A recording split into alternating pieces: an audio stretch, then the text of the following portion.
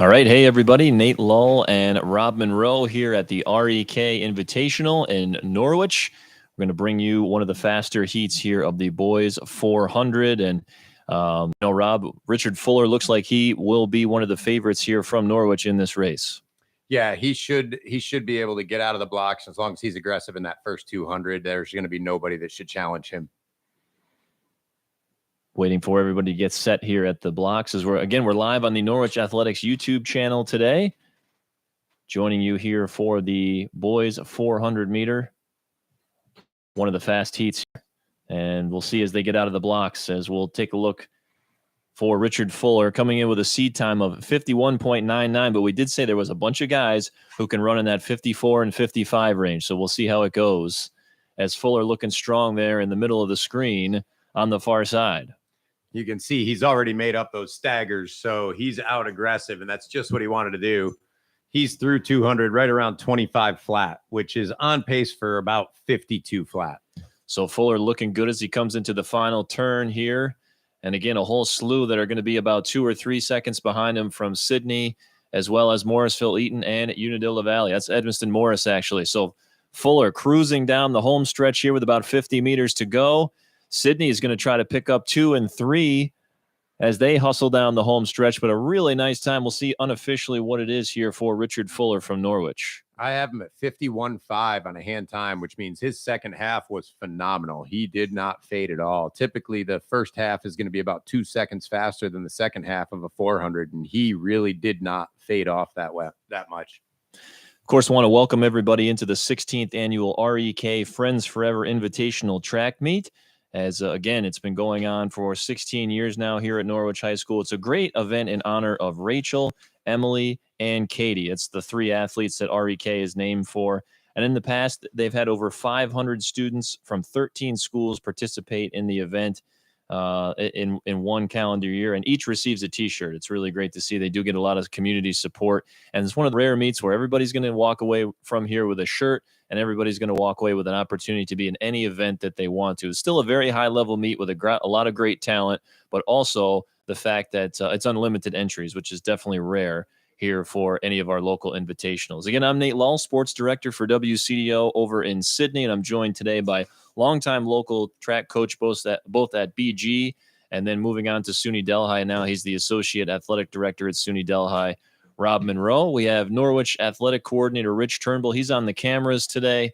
Rhett Janung, the man behind the scenes here, pushing all the buttons for us, as jumping on here about mid-meet to bring you some audio the rest of the way here for the REK. As we've had a really exciting start to the meet, I should say, Rob, is maybe we can try to catch everybody up here over the next couple of minutes on team standings, as well as some of the really good things that we've seen so far here. So this is going to be the girls 100, I would say. Yeah, we're going to have this is going to be the finals. So one of the unique things about this invite is they're going to run a 2-heat final. They only have 6 lanes on the straightaway. Usually you bring 8 to the final of the 100. So in order to do that, they run 2 heats, and then they fill out the lanes and bring 12 to the final. So looking at the track, it looks like we have our top 6 advancing athletes are on the track right now. In lane 1 will be Kayla Fagari from Oxford. Lane 2 will be Deja Taylor from Sydney. Lane 3 will be Haley Fleury from Oxford. Lane 4 will be Josie Ryan from Norwich. 5 will be Kaylee Fernandez-Naughton from Unadilla Valley. And 6 will be Olivia Schiraldi from Norwich. So these are the top 6 qualifiers from the semifinals that they ran earlier. Your top overall seed is Deja Taylor from Sydney. She is in lane 2. She was the 3rd fastest qualifier in the first round, but has a season best, a full half second ahead of everybody else. Yeah, we'll see. I thought Josie Ryan had a really nice preliminary heat. Kaylee Fernandez-Naughton had a really nice preliminary heat for Unadilla Valley. So we'll see what happens here in this 100-meter girls final. The prelims were earlier. And if you've been watching, we've been trying to bring you some different angles of both the track, the jumping, and some of the meet events that are going on behind the press box here in some of the throwing events. So exciting that we'll be able to bring this to you the rest of the way here as we're about halfway through this year's REK.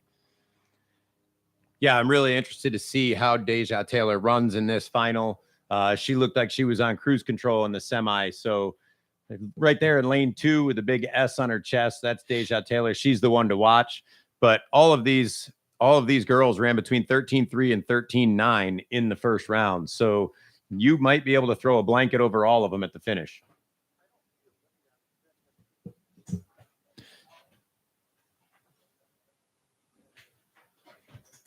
Yeah, we're going to check some of our seeds here for this race. We're checking our seed sheet against who might be on the track at the moment. Of course, Rob, they are going to have the 2 heats of the final here. Is that correct? I believe so. Right. Originally, I thought they were only bringing 6 to the final. And then when I got the qualification sheet, it has 12 names on it. And that's when they told me that they run a split final. I do have heat sheets for the boys final, but I'm kind of guessing the girls final based on the ranks coming out of the first round. As we said earlier, sometimes at a meet this size where the the entries are open, you can certainly get a lot of last minute scratches as well as different additions to each event. So we're doing our best to stay up on this here at the REK. But this should still be a great final with a lot of excellent runners here. Yeah, that's another good point is that we saw Olivia Schiraldi earlier today in the high jump, clearing 5.1, which was only an inch off of the meet record. We did see on her final jump that maybe she was coming up just a little bit hurt over there. I have seen her bouncing around the infield, so I don't think it's anything too serious, but maybe just making sure that she doesn't pull anything else or get hurt here in the 100-meter final. I was going to say, she just waved to me from the infield just a few minutes ago. Josie Ryan from Norwich in lane 4 also looked really good in her preliminary heat. So she's a young athlete. I think you mentioned that she was all state as a freshman in basketball. So yeah, all state this year. Honorable mention as an 8th grader in Class B is certainly there was only 2 local athletes that made all state for girls in our coverage area, and Josie was one of them for Class B. Yeah, looking at the track, it looks like they're working on some issues with the timing system right now. We've got a red flag at the finish line. That's why they're holding the start. And so as they continue to work on that, why don't we step away for about a 1 or 2 minute break here for the girls 100-meter dash here live on the Norwich Athletics YouTube channel. It's the 2023 REK Invitational. Stay tuned.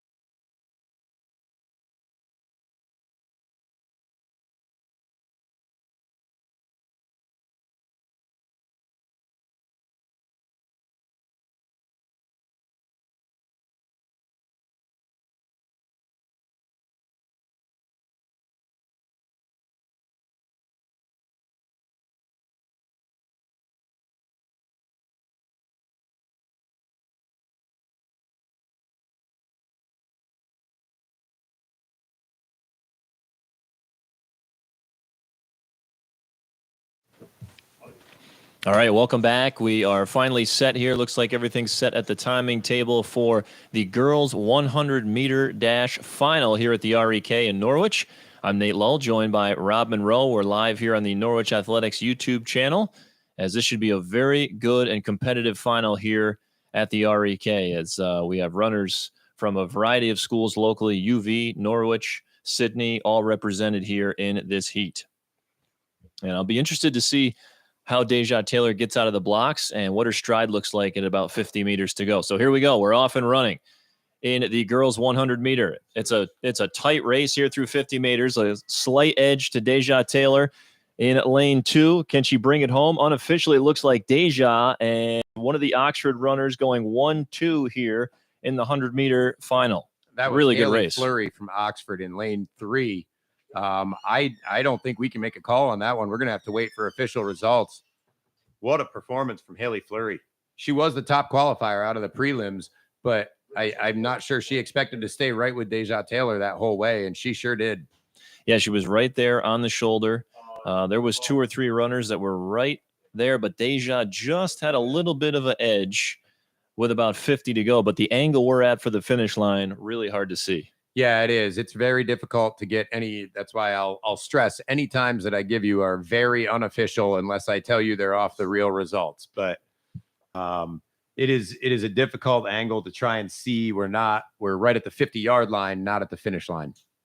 Rob, at this point, I'll give you a second here, but since our audio is live here, do you have a recent team scoring update that we could pass along from the most recent results, as we're continuing to get some things coming in here, but when we get a chance, we want to pass along those team results for everybody. Yeah, given that we're on a girls event right now, I have the results here from the 400-meter dash, where Gracie Gurrell from Unadilla Valley won in 61.77.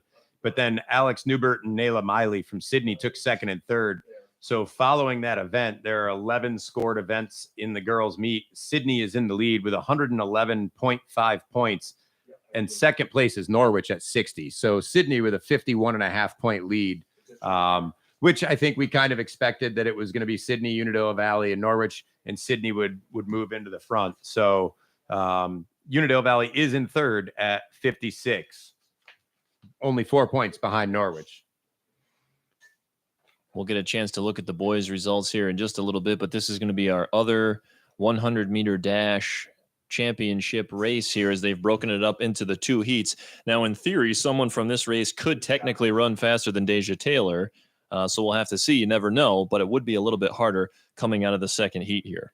Yes, far more likely you'll see one of these athletes end up taking 4th or 5th or 6th place in the meet overall.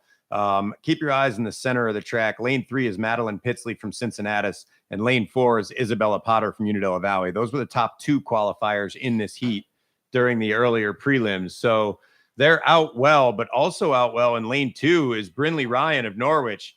And you could throw a blanket over all of them right now. Good luck sorting that picture out. That's going to be a tight finish. And once again, I am not going to make a call. I think basically, boy, at lane 2 and 3, we're neck and neck going down. We'll have to see how that shakes out, as well as looking at the results from the first heat. If I had to guess from where we were standing, I would say Madeline Pitsley of Cincinnati might have won that heat, only because she was slightly taller. And when you lean at the line, that extra inch or 2 helps. Next up, we're going to have the boys 100-meter dash final. We'll have 2 heats here, and really looking forward to this one, as there's a couple of guys, Norwich and Oxford included, when you talk about Holden Ryan in lane 3, Victor Rochette, I believe, from Oxford is going to be in lane 4. Those seem to be the top 2 guys that we probably will be keeping an eye on here in this heat.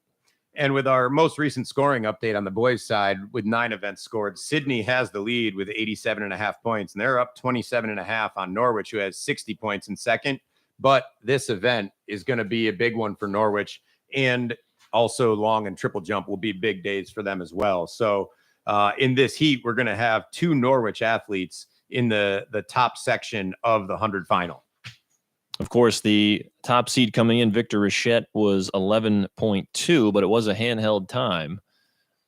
So we think that probably bounces out to about 11.4, which is right where Holden Ryan is. Yeah, your focus here going to be on lane 3 and 4 in the center of the track. Holden Ryan from Norwich and Victor Rochette from Oxford. Holden Ryan's in 3, Victor Richette's in 4. Holden Ryan was the top qualifier out of the prelims at 11:53. And Victor Richette was 11:87. So that'll be the main race. Victor Richette tends to have a really nice drive phase, but Holden Ryan's start has been on fire today. And in lane 2, Spencer Root of Norwich looks like he's going to give Norwich a huge 1-2 finish. And Sydney finished 6th, I think, in that race. So when you look at the scoring, Nate, that's going to be 18 points for Norwich and 1 for Sydney. So they'll start closing that gap. Great run there by Holden Ryan, as we're going to watch Jalen Reardon now for Sydney over at the high jump pit, and he could not clear that bar, but he's had a heck of a day. Every time we've gone over and panned to him, he's been looking very good as the top seed here in the high jump. And Rob, you said earlier too, as well, he's one of the top jumpers in Section 4. Yeah, he's currently, his best jump on the season is 6 feet, and that ties him for the lead in Section 4 on the year. I'm not sure who the other athlete that's still jumping is. I'm going to get to the... I believe it's got to be one of the Morrisville-Eaton athletes. I'm going to look up a high jump. We got Lucas Craddock of Norwich, but we have Dylan Prentice of Morrisville-Eaton would be in that color, I think. And so we just have Jalen Reardon with a clearance. So that'll move him into first place position. The Morrisville-Eaton jumper will have an opportunity to try and advance on and stay with him. So we'll come back to that in a little bit. But now we're back on the track for the second heat of the 100 final. Your top qualifiers on this one were Logan Utter of Unitigo. He'll be in lane 3. David Tucker of Oxford in lane 4. To give you an idea how close they were, the times were 12.10 and 12.11 from the first round. But then the rest of the times in this heat, 12.15, 12.16, 12.17, and 12.19. So every one of these athletes was within 9 hundredths of a second. So here we go. We're off and running. A couple of football guys going head-to-head here as Utter and Tucker are home in the home stretch here. This is going to be, again, too close to call. Maybe Utter at the line, I think, might have edged him out. Logan Utter from Unitigo will be playing football next year at Utica, just edging out David Tucker there from Oxford, who'll be playing at Alfred State next year. Wow, and looking back over at the high jump, that's Lucas Craddock, and he definitely just got up over that bar with a great jump there for Norwich. And it looks as though our Morrisville-Eaton jumper might be out. Jalen Reardon of Sydney now approaching the bar and not able to get over it. So that puts Craddock in the lead because that would be the first attempt at that height. Yeah, Lucas Craddock with a nice jump there as we panned back from the 100 over to the high jump as the sun continues to set here at Norwich High School. Again, we're live on the Norwich Athletics YouTube channel here tonight. If you were tuning in earlier, we tried to bring you as many of the events as we could. We took a couple of breaks in there, and we're glad to bring you some audio the rest of the way here for the 16th annual REK meet. So here's another look for Jalen Reardon for Sydney. He's going to have to try to clear the bar to keep his hopes alive here, and just a little bit too short on that one. He looks like he's having trouble with his approach, Nate. You see when he initiates his turn, there's a lot of stutter stepping happening, and which means he's not feeling confident in his steps and where he is. He feels like he's going to get too close to the bar, and he starts chopping. And you can make those little adjustments, but when you do, you lose some of your speed, and you need that speed at takeoff to catapult up over the bar. And I believe he'll have one more attempt at the height because I think they moved it up and he missed twice. So we'll see if he can get over on this third attempt. Yeah, Lucas Craddock looked very smooth right before that for Norwich as he cleared at this height.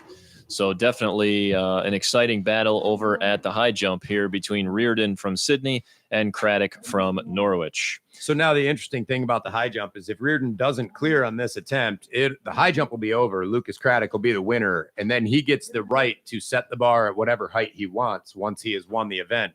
If Reardon is to clear it, Craddock will have the lead on the tiebreak criteria, but the bar will go up another 2 inches, and they'll both start fresh at the next height. And so if Reardon were to clear that one first, he would be in the lead. Last chance, we believe, here for Reardon, for Sydney on the approach, and he's going to take his time here.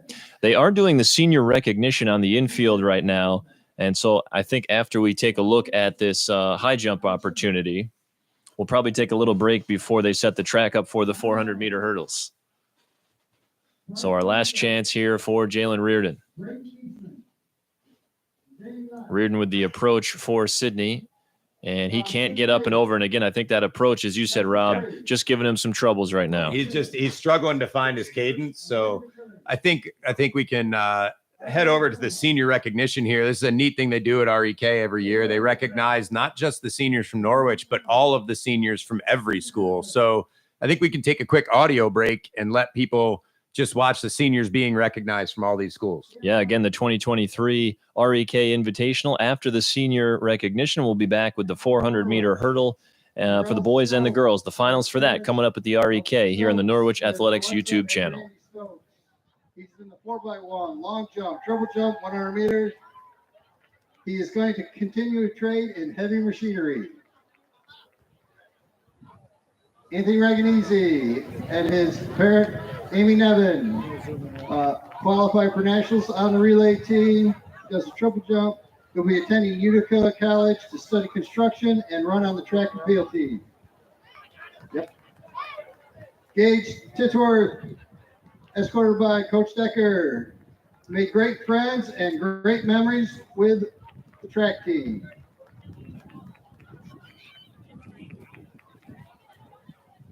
Alex Smeltana, and his father Dustin, did the shot put discus, rotary relays champion, numerous shot put and discus wins across the years. He's going to attend Clarkson University for mechanical engineering. Pearson Bookhammer, when his parents Brian and Hannah Bookhammer, third place for shot put in last year's REK. He's working at GE as a welder. Xander Sutton and his parents, Valerie Gray and Matthew Sutton, went to states in the 4x800 and went to Penn Relays in the 4x400, and he is going to college. Harrison Matlock Gray does the shot put distance weight through. His parents, Terry Gray Wessels and Brian Wessels, he's going to RIT for mechanical engineering. Good luck to all your seniors and your future endeavors.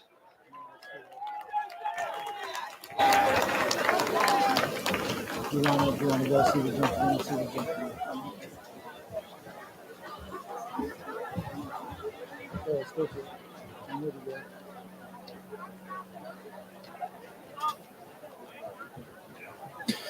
And welcome back. We're going to get a live look in here at the high jump as Lucas Craddock continues. He's won the event, but he can continue to move the bar up to see how far he can get here.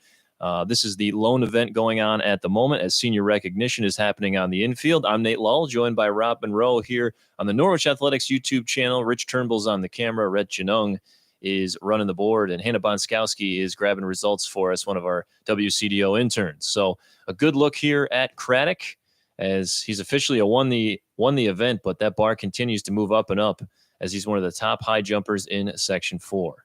And a big win for him, Nate. I mean, Jalen Reardon of Sydney is tied for the top height in Section 4 this year, and he's already beaten him. And the bar appears, I don't know the height, but it appears to be up pretty good, around 6 foot, maybe a little over. And Craddock came in at 5'10" with his best. So we may very well find out when we get the official results that he's had his best day of the year. Craddock knocks the bar off on that one, and I believe that is going to be it for him. But a big win for Lucas Craddock. And Rob, it always amazes me. You know, we're looking at probably 5'10", 6 foot there. And we talk about other guys that we've covered throughout the years clearing 6'3", 6'5", 6'8". I mean, just the art form that is high jump, pretty amazing. When I think back to a guy in Sydney, like Pat Simons, you know, just kind of a freak of an athlete, made it pretty amazing. Yeah. One of the coolest things, one of the things about track and field in general is it's a giant physics lesson. You could write an entire physics curriculum on biomechanics of running and everything else. But the cool factoid with high jump, when a jumper correctly clears the bar, their center of mass passes below the bar, even though their entire body goes above it, because they get up above and they arch over so much that a majority of their body is always below the bar. So their center of mass actually passes below the bar, despite the fact that their entire body goes over it. Yeah, pretty incredible to watch some of those guys do the high jump. And again, just if you've ever even walked up to the bar when it's at 6 foot and had it stare either over your head or directly into your eyes, you know how do I get my whole body over that thing? Pretty remarkable. So we'll take another break here at the REK as we are in senior recognition time. And they're also getting set for the 400-meter hurdles for the girls and the boys. I'm excited to watch Jaden Schrag from Unadilla Valley, who had an excellent showing earlier tonight in the girls 100 hurdles. We'll see if she can repeat in the 400 when we come back here on the Norwich Athletics YouTube channel.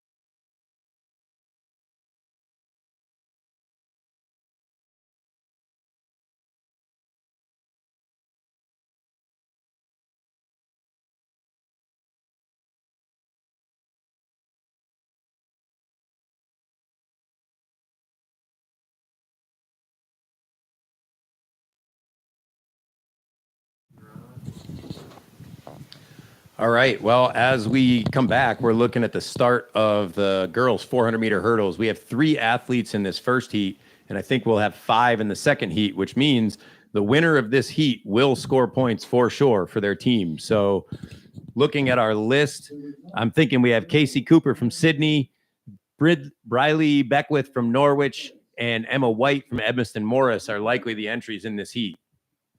So again, we're back here at the REK Invitational and live on the Norwich Athletics YouTube channel. I'm Nate Lull, joined by Rob Monroe here as we are just past the senior recognition part of today's meet, and we are starting to get into the home stretches. After this, we have the 400 meters hurdles for the boys and girls, followed by the 800, the 200, then the 3,000 and 3,200 meter run. We will have the throwers 4x1. And then we will finish up tonight with the 4x400 meter relay. So again, right now in the girls 400 meter hurdles. And again, this will be, even though there's only 3 right now, this is going to be an important heat just because someone from this will get some points for their team. And I believe that's Emma White from Edmiston Morris that is in the lead coming down the final straightaway. Still 2 more barriers to negotiate. Now 1 more. She looks pretty strong. I don't think the others are going to come back on her. Yeah, Emma White good soccer player as well for the combined Edmiston Morris team, heading towards the finish line here. She's got a nice little finishing burst and will take first in this heat of the girls 400-meter hurdles, and we'll see what the unofficial time from Rob is. I have her on 122.9 unofficially, which would be a 3-second personal best. So that would be a great run for her, and she's guaranteed some points for her team there at Edmiston Morris. Continuing to just see some really good times, whether it's the cool conditions here today, but certainly a really good day for a lot of local runners when they're talking about getting personal records. Yeah, the conditions have been, despite the fact that the beginning of the meet was a little wet, the track is wet, but they wear spikes, so that doesn't matter too much. It's relatively warm. The sun is shining. There's not any wind, so at no point do these athletes have to fight a headwind or is a tailwind going to mess up their steps going into hurdles or jumping boards. So we've got a great night here for the REK Invitational. So again, we're just past the senior recognition part. We've had some really good races. Rob, to this point, if someone was following along at home, they've been watching some of the video today as we've been here for the whole meet as well. What are some of the highlights for you so far? I mean, I really think we've had some great, phenomenal performances. Well, certainly the girls 100 was a terrific race. I actually have the final results here. I'll bring those out and give them to our viewers as soon as we're done with this 400 hurdle heat. But that 100-meter race was terrific. Both rounds or both sections of the girls 100 hurdles or 100 dash were just, you could put a blanket across all the finishers. There's a definite delay trying to sort through the photo finish. We've had really good jumping over at the jumping pit. Olivia Schiraldi from Norwich had a great day, clearing 5.1, missing the meet record by 1 inch. We saw a great 400-meter dash for the girls. On the guys' side, I think some of our big highlights are still to come. We saw the 4x1, but the 4x4 will be a great race. The jumping results, I'm really interested to see how those turn out. Both the long and triple jump, Norwich has a really good squad. So here we are in the 400 hurdles, and on the back side, looks like a 3-person race right now between 2 Sydney runners and I believe Jaden Schrag in the middle there as they hit about 200 meters to go here. And this is usually where Jaden starts to see some separation.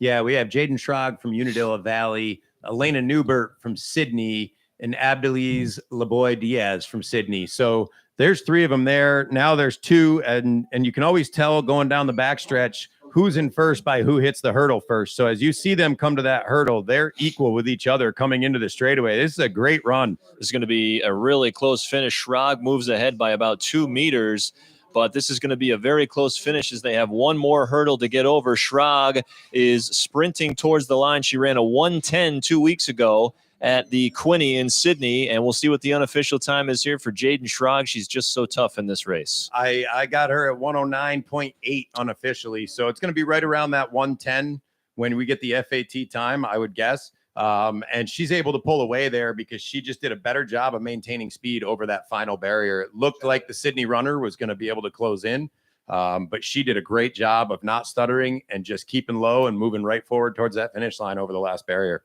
Rob, obviously you're the expert on the hurdle form, but I've been impressed as Jaden continues to be one of the best hurdlers in the area, whether it be the 100 or the 400.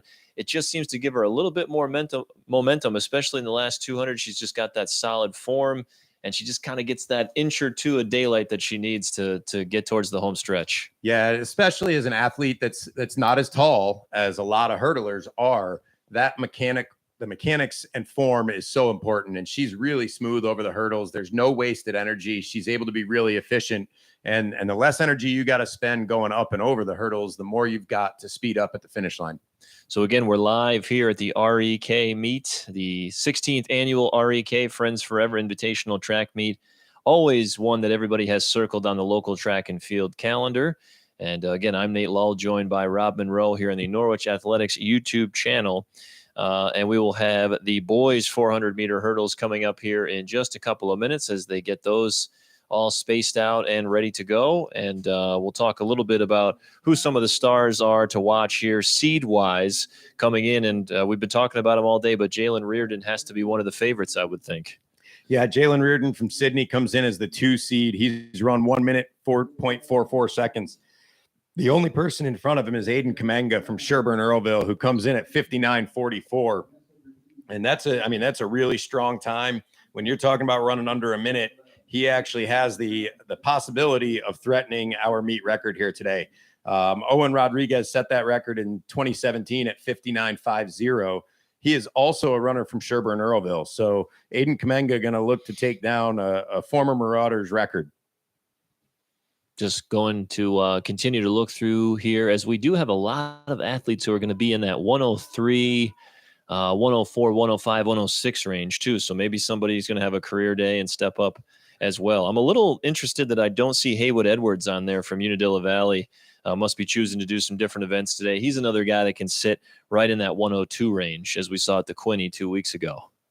Yeah, we'll see multiple heats of this race. They had 14 entries, so unless they got a couple scratches and reseeded, we'll probably see 3 heats. But in that final heat with the fastest athletes, you're really going to see almost 3 races within the race. You're going to see Kamenga and Reardon in that 60-second range, and then you've got Gabe Decker and Gage Titsworth at the 63-second range, and Trevor Chevalier and Connor Allen in the 66-second range. So, we watch all 6 of them at one time in the race, but there really are small races happening within each heat of the race. So the boys 400-meter hurdles, one of our opening heats about to get underway here, again at the REK. About a little past the halfway point, maybe 60, 65% through today's REK meet here in Norwich as the sun continues to set. We had some rain early here that kind of made some tough conditions for several of the events, but really you couldn't ask for better track weather at the moment. I believe we're going to have Connor Marshall of Norwich and Corbin Drummond of Bainbridge Guilford on the track right now, and that's definitely not who's out there. So we might have Colton Kamenga from Sherburne Earlville and Connor Marshall from Norwich. So Corbin Drummond from Bainbridge Guilford either was a scratch or may have added a seed time. He was originally entered with no time. A 2-man race here in this heat right from the start. With 14 entries, that would be the odd men out. You'd have 2 and then 2 heats of 6 to fill it all in. So I'm wondering if Corbin Drummond ended up with a seed time and moved into the rankings somewhere.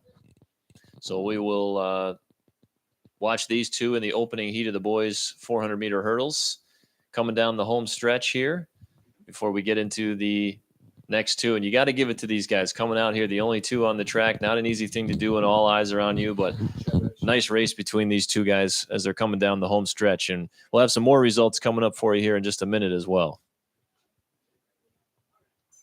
While we've got them in it, I can go through the 100-meter finals for the girls. We had a couple really close races, and we told you we couldn't make a call, but we now have the results. Deja Taylor from Sydney did get the win in 13:22, out-leaning Haley Fleury of Oxford, who ran 13:25. Third place in that race was Josie Ryan of Norwich. So those were your top 3 in the girls' 100 meters. We also have some long jump results for the girls, and what a showdown that turned into. Listen to these. First place, 15 feet, 6 3/4 inches. Second place, 15 feet, 6 3/4 inches. Third place, 15 feet, 6.5 inches. So your top 3 jumpers were separated by 1/4 of an inch. We had Isabel Briggs of Sydney with the win. Callie Fernandez-Naughton of Unadilla Valley was second, and Madeline Pitsley of Cincinnati was third. And Rob, I do have the girls 400-meter results here that just came into the booth. Jaden Schrag from UV, I think you nailed it. 109.97 is the official time. So she takes first from Unadilla Valley in the girls 400. Elena Newbert from Sydney was right there in 110.59. And then Abdeliz Lavoy Diaz, also from Sydney, at 114.28. So those are your top 3 in the 400-meter hurdles. Yeah, so they all ran right around their seed times. Just a good competitive race. Schrag just able to really keep her momentum over that last barrier coming down the straightaway, and it pushed her out in front to the finish line. And we wanted to give a shout out to Emma White again from Edmiston Morris. She was in that first heat, 123.29, which I think coming in will be a PR for her. So just a quick look while we're talking about the 400 meters for the girls. The new combined team scores after 15 events. Sydney in first with a 149.50. Norwich in second with 96. UV in third with 74. In the heat that's on the track, we've got a Sydney runner running really strong. He's going to post a really good time here. He is going to threaten some people. He just ran 106.3 unofficial. So coming out of the slower heat where the top seeds were 108s and 109s, that's a really good run. I think that was Aiden Orizola of Sydney that ran that. Second place in that heat, Aiden Moodley of Sydney as well. Another really strong performance. The depth of Sydney really showing here on the boys' side. And we said coming in, we thought maybe it would be kind of a showdown between Sydney and Norwich. And all these points in some of these other heats are really going to come in to the nitty gritty, I think, at the end. Yeah, sometimes meets get really lopsided, and you're just becoming about your event you're in and not worrying so much about where the team points are. But when you're in a tight team race, every single point matters, and it can be crazy differences. Sometimes an athlete outleans somebody for the win in a race, and it's a 4-point change because they move up 2 points and the other team goes down 2 points, and it might have been 100th or 1,000th of a second in between them that made that difference. So here is our top heat. We're billing it as the boys 400-meter hurdles continues. Jaden Reardon, I believe, is going to be in lane 4 as the top seed here. Top seed will be Aiden Kamenga from Sherburne in 3. Yes. So that's what you really want to watch, though. Watch lanes 3 and 4. And just looking at the two athletes, you've got two very different body types. So this is a neat event because you'll see people tall, short, stocky, skinny, like really lean, bouncy athletes. This event can be run by anyone that's willing to be in a lot of pain. So here we go. This should be a great matchup in lanes 3 and 4. And maybe somebody else can pull off a stunner, as this should be a very good 400-meter hurdles final heat here at the boys REK. Reardon really exploded out of the blocks. He's definitely in the early lead. For all the viewers, watch him on the hurdles. The hurdles are the same distance into the race. So whoever goes over the hurdle first is your current leader. So now you're seeing inside is pulled even with Reardon. Kamenga from Sherburne is still a little behind. But this turn, everything's going to start even out. Boy, Rob, you weren't kidding. I mean, the difference in the body styles out there in this race is quite remarkable. Yeah, this race is, the 800, the steeplechase. I've never swallowed acid, but I can imagine that that's probably about what it feels like. And so now we have our showdown, Reardon and Kamenga head to head coming down the straightaway. And whoever keeps that speed over that last hurdle, and it's Reardon. And as long as he can keep his form, which he does, we're going to see. I think we just saw a new meet record. I have him at 58.4 unofficial.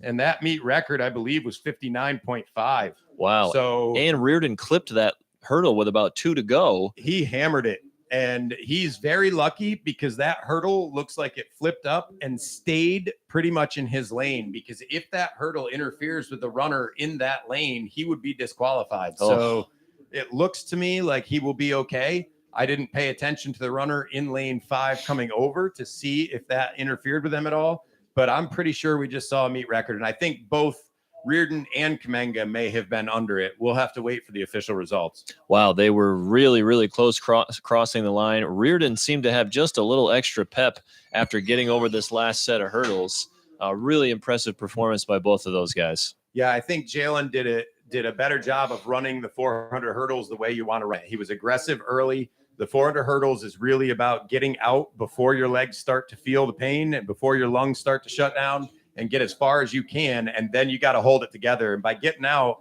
he left Kamenga in a spot where he really had a lot of work to do through the middle part of the race. And that let Reardon have something left on the final straight. Yeah, Kamenga was sitting in 3rd for quite a long time. Really probably had to use a lot of energy in that 200 meter to go section to catch up. A great effort by him, but just too much Reardon, and can't wait to see those official results. Yeah, I think that might be our first meet record of the day. So very exciting finish.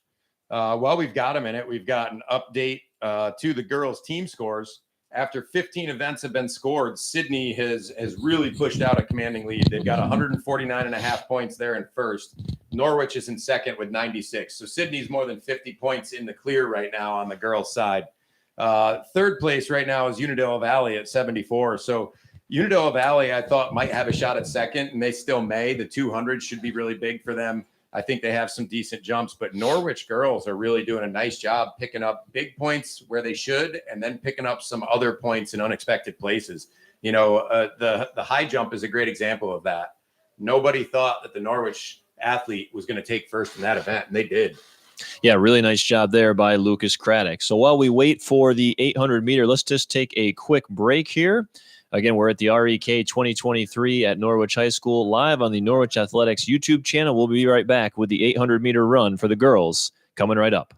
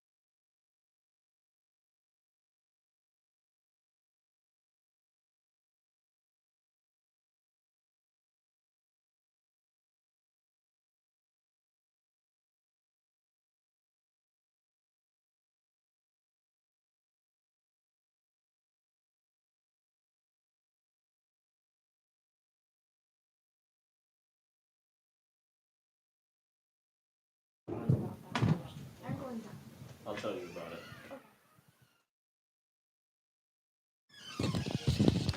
And welcome back. It's the REK Invitational here on the Norwich Athletics YouTube channel. Nate Lull joined by Rob Monroe here as we bring you back for what we're calling the fast heat of the girls 800-meter run. The favorite here, Ethne Deegan from Bainbridge Guilford. We're thinking she could run in the 220 range. So, Rob, this is a packed heat. We'll see how everybody settles in.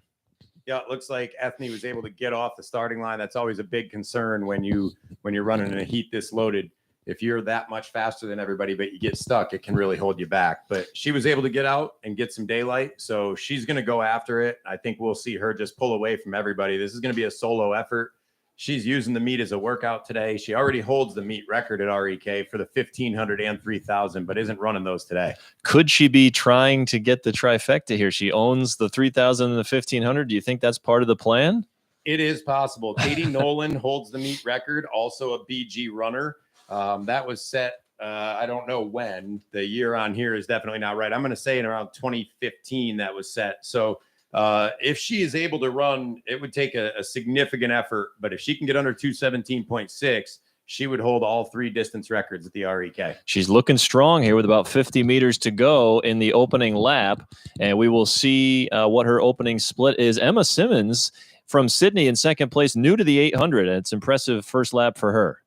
So Deegan goes through in 68 seconds. So she comes back in 70. She's going to run 218. So she's close. It's going to be tough to come back in 70 all by yourself. But Ethne's a great example of what can happen when somebody finds the sport of running early.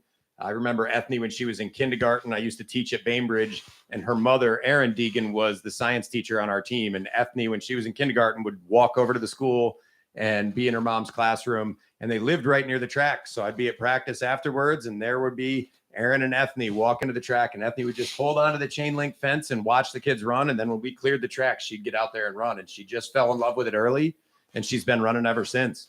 Ethne with under 200 to go, about 150 left here. We'll get a time check when she hits the 100 mark to see if she's going to be in the ballpark here for the meet record. It's going to be tough. She's at about 202 right there. So I don't see her running a 15-second last 100, but this is going to be one heck of a performance because she's going to win the 800 by 65 meters. Ethne hustling down the home stretch here. She's going to be close to the line, about 10 meters to go. Ethne leaning for the line. She wins the 800 unofficially. We'll see the time. 220.9 unofficially. And look at Bainbridge Guilford with another runner moving into second. Bainbridge Guilford in the first heat had 2 or 3 girls run incredibly large PRs. So some nice performances there by the BG middle distance crew. Kylie Musa going to finish 5th here for Unitigo. And Emma Simmons, I believe in her 800 debut, just finished 3rd.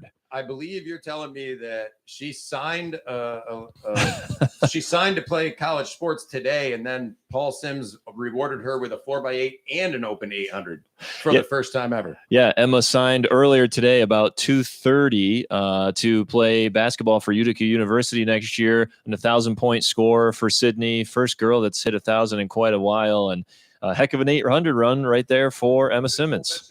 Yeah, coming on that strong in your initial effort. That's a fantastic run. And so a really strong girls 800 led by Ethne Deegan gave it her all. And you have to wonder if there's someone else in that race with her, maybe the 220 turns into 219, 218. Who knows? If it does, it would happen in the first lap, really. I mean, I don't think she can run much stronger than that in the second lap. The 800, much like we talked about earlier in the 400 or the 400 hurdles, you've got to be aggressive early without going too far. You're as aggressive as you can possibly handle without crossing that line. So if she can get out in order to run 217, you split it in half, that'd be 68.5. She really needs to get out in like 67 flat and come back in 69. And that would give her the time that she was looking for. Next meet on the track will be the girls 200-meter dash, which is another one that we've really been looking forward to. When we look at the seed times, Gracie Gurrell from UV, 26.3, and Deja Taylor from Sydney with 26.4. This could be the other showdown between those two that we saw earlier. Yeah, I've already told you multiple times. This is the race I wanted to see when I looked through the entries and saw what we were going to get to watch today. This this 200 is going to be a fantastic event to watch and a showdown between those two. But before we get to that, we will have the boys 800-meter dash. So we'll take a quick look and see who the top athletes are there. Yeah, boys 800. I think we're going to be looking at 208 from Xander Sutton from Norwich as And one of our Caden. top guys. Yeah. Caden Sutton at 210. Those will be your top 2 seeds. But there's going to be a bunch of heats. We have 44 total entries in the boys 800 here. So you're not going to see those athletes run for a little bit. We'll take a quick moment right now to give you an update. We have the official results for the boys 400-meter hurdles. And it is true and it is confirmed. Jalen Reardon of Sydney broke the REK meet record. He ran 58.72 seconds. So a fantastic performance from him. And Aiden Kamenga of Sherburne ran 59.26. That is Kamenga's best time of the year and also under the old meet record. That meet record was set by a Sherburne runner, Owen Rodriguez, back in 2017 at 59.5. So our first meet record, and we had 2 athletes under it. So how will they put that in the record book? Is it just going to be Jalen, or do you put an asterisk and put both of them in there? What do you think you do with that, Rob? That'll be Jalen, and just Jalen. Unfortunately, Aiden will be the second fastest runner in REK history, but the record became broken as soon as Jalen crossed the line. So he never held the record, but he'll be the number 2 in this meet's history. And this meet's been around for a long time and seen a lot of really good athletes. So that's pretty rare air to be in. Yeah, great run there by Reardon from Sydney in that 400-meter hurdle final. And we will have a bunch of runners here in this boys 800-meter run as, again, the sun continuing to set here and the lights are on now here at Norwich High School as we get into the home stretch of the 16th annual REK meet here. As glad to bring this to you today on the Norwich Athletics YouTube channel. And again, it's a whole team that's helping us, helping Rob and I bring this to you. Rich Turnbull's up on the roof running the cameras. Rhett Young, the man behind the keyboard today, helping us get this out onto the YouTube channels. Earlier today, we were taking a look over behind us at the shot and the disc. Some tough conditions earlier were making it hard. Yeah, maybe we can take a quick look over behind the press box just to see what's going on over at the shot and disc over there. So we'll wait a second to see what's going on there. As interested to see some results from over there as well, because we've had some of the top officials from Section 4 that have been over there in the shot and the disc here today. And we do have an update on the boys' team scores after 16 events. Sydney has pushed their lead out pretty significantly. Sydney in first with 160.5 points. Second place is Norwich with 106. So Sydney with a 54-point lead over Norwich right now. But as we've said many times, when those jumping results come in, it's going to change things very quickly. Norwich is going to pile points on, likely to score 20 or more points in each of those events.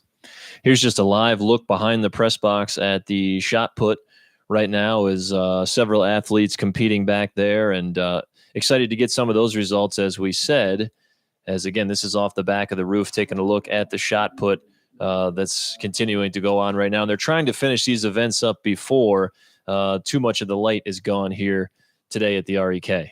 Earlier when we were watching, we got to watch Alexander Smetana from Norwich in the discus. He is the number 1 thrower in the section so far this year. In the shot put, the top athlete coming in is Braden Easton Williams from Sydney, and he ranks number 3 in all of Section 4 in the shot put. So those are some of our top athletes performing back behind the press box. Yeah, Thomas Bennett from Edmiston Morris with a 41-1 in the shot put, one of the top guys from the Tri-Valley League coming in here today as well. And right behind him is Kieran Burke at 40.45. So, really a good mix of Stack, MAC, and Tri-Valley here when we talk about the shot and the disc going on behind us.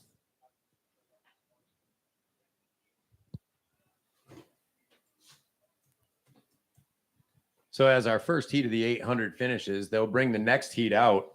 I'm not sure how many heats we'll end up running. There is 44 entries, as we mentioned, in the boys 800. So that's a lot of bodies to move through.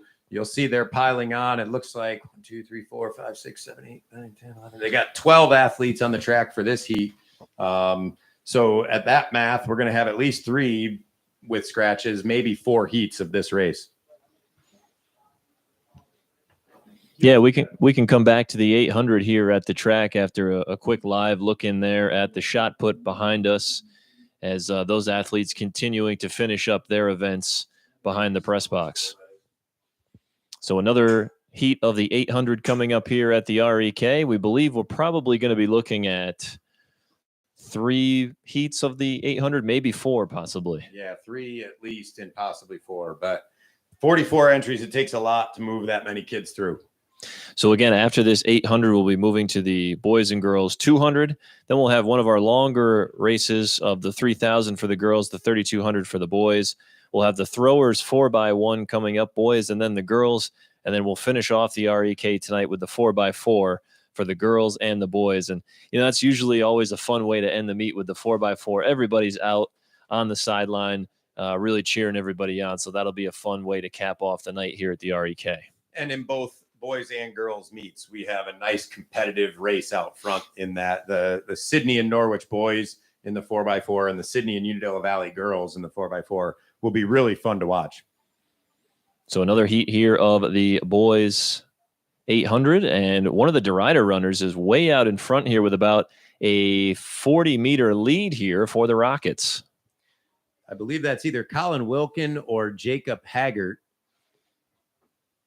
But he has been very aggressive early in this race.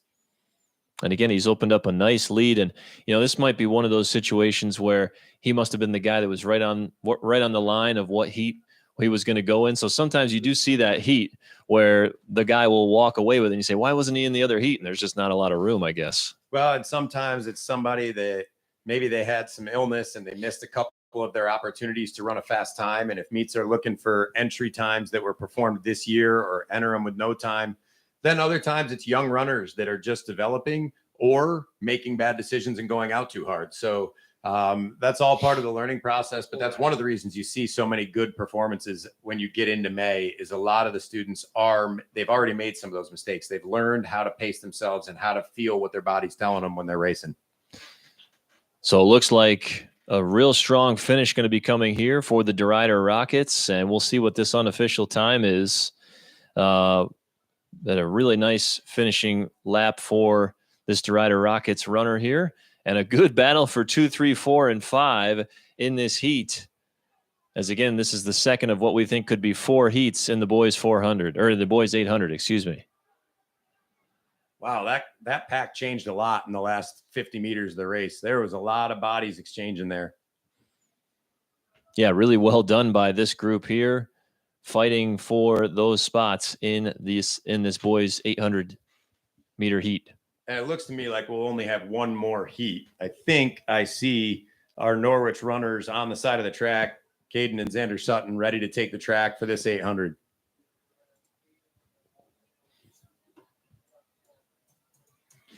So this will be our loaded heat of the boys 800. Your top seeds coming in, Xander Sutton of Norwich in 208 and Caden Sutton of Norwich in 210. Yeah, We're looking at the track, and we may not have Xander. There may have been a scratch, but yeah, we definitely see Caden in the multicolored shoes. He's going to be right on the rail in lane 1, excuse me. And that would mean that Xander is likely not there because Caden, as the 2 seed, would have to be in the second position. If Xander were there, he'd have the rail. So looks like Norwich might have had a scratch that might impact their ability to score, but certainly they'll rely on Caden here to do his work that he's already done in both the 4x8 and in the 1600 run. So they'll look for more points out of Caden in this one. I do see Carson Strauss out there for Sydney, and I was very impressed with him during the mile as he was able to finish in second place there. Did a great job for Sydney beating his seed time, so we'll see what he can do here in the 800. Waiting for the gun here at the boys 800 meters, and we're off and running. And good starting position there for Sydney, as I believe breaking off was Carson Strauss to get to the inside. And this is exactly what we talked about with the girls 800 with Deegan, making sure you get out and get free.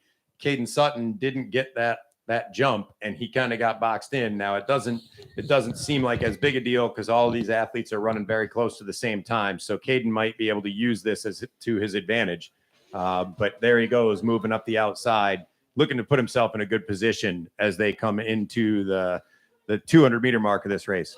Yeah, nice move, but he is having to pass on the outside. Could use up a little bit more energy here as they are on lap 1 of this 2-lap race and about 100 meters to go here on this opening lap. 2 Sydney runners and 1 Norwich runner and make up the top 3 here. Yeah, so Bryce Chirico, Carson Strauss, and Caden Sutton are out, and we'll get a split here on their first lap. Those 3 moving nicely together and going to be neck and neck. Trying to make a little move here is Caden Sutton, though. So they went through in 66 seconds. So that is not on pace to run their best times of the season, which means we might see a real fast second lap now. They are well within themselves, and I think we see Caden Sutton making a move and being really aggressive. But the Sydney runner is not getting shaken off yet. Yeah, I think that's Carson Strauss over there hanging on in second place and just trying to keep touch here with about 2:25 to go. 200 meters left, and they're at 1:38. So that was a 32-second 200 meters, which is faster than they ran that first lap at. Caden trying to put the Jets on here as they come in with about 1:25 to go. And it looks like if Caden can hold on here, he's going to have his second victory of the day. Yeah, the Sydney runner not really ever getting shaken off, but just ever so slowly losing contact. And Caden's going to pull away, and he'll get the win.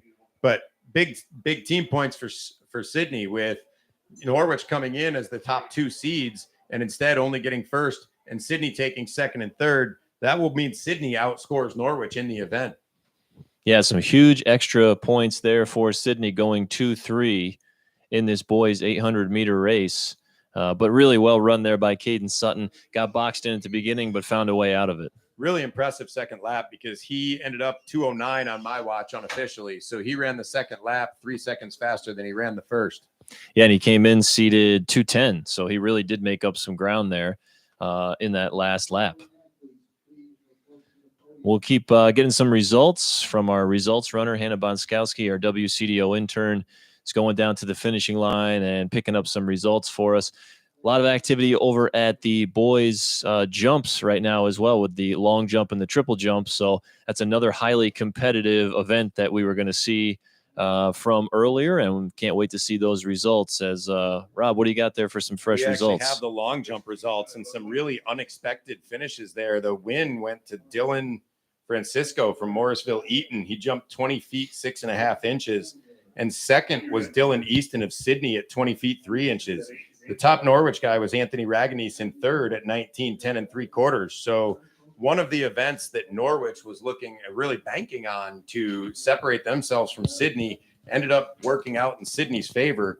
So Sydney now with 168.5 points and Norwich at 112. So they've pushed it out to 56-point lead with 17 events scored. And I think when we get those 800 results, we're going to find that Sydney actually took the advantage there too. So they're chipping away, and Sydney's looking at pulling an upset. Yeah, that's a huge swing there, and the jumps not going so far the way that we thought maybe they would for Norwich coming in. All right, Rob, let's take a quick break as we get you set for the 200, which should have some great races for the boys and the girls. For Rob Monroe, I'm Nate Lull. It's the Norwich Athletics YouTube channel, the 2023 REK Track Invitational. We'll be right back.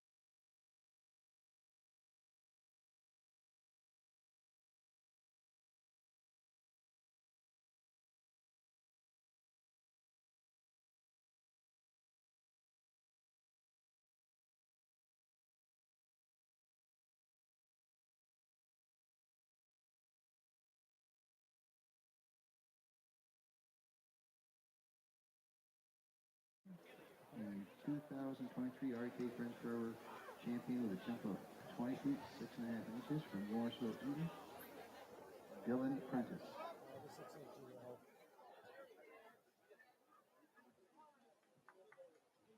He's got his sunglasses on. Oh no, he just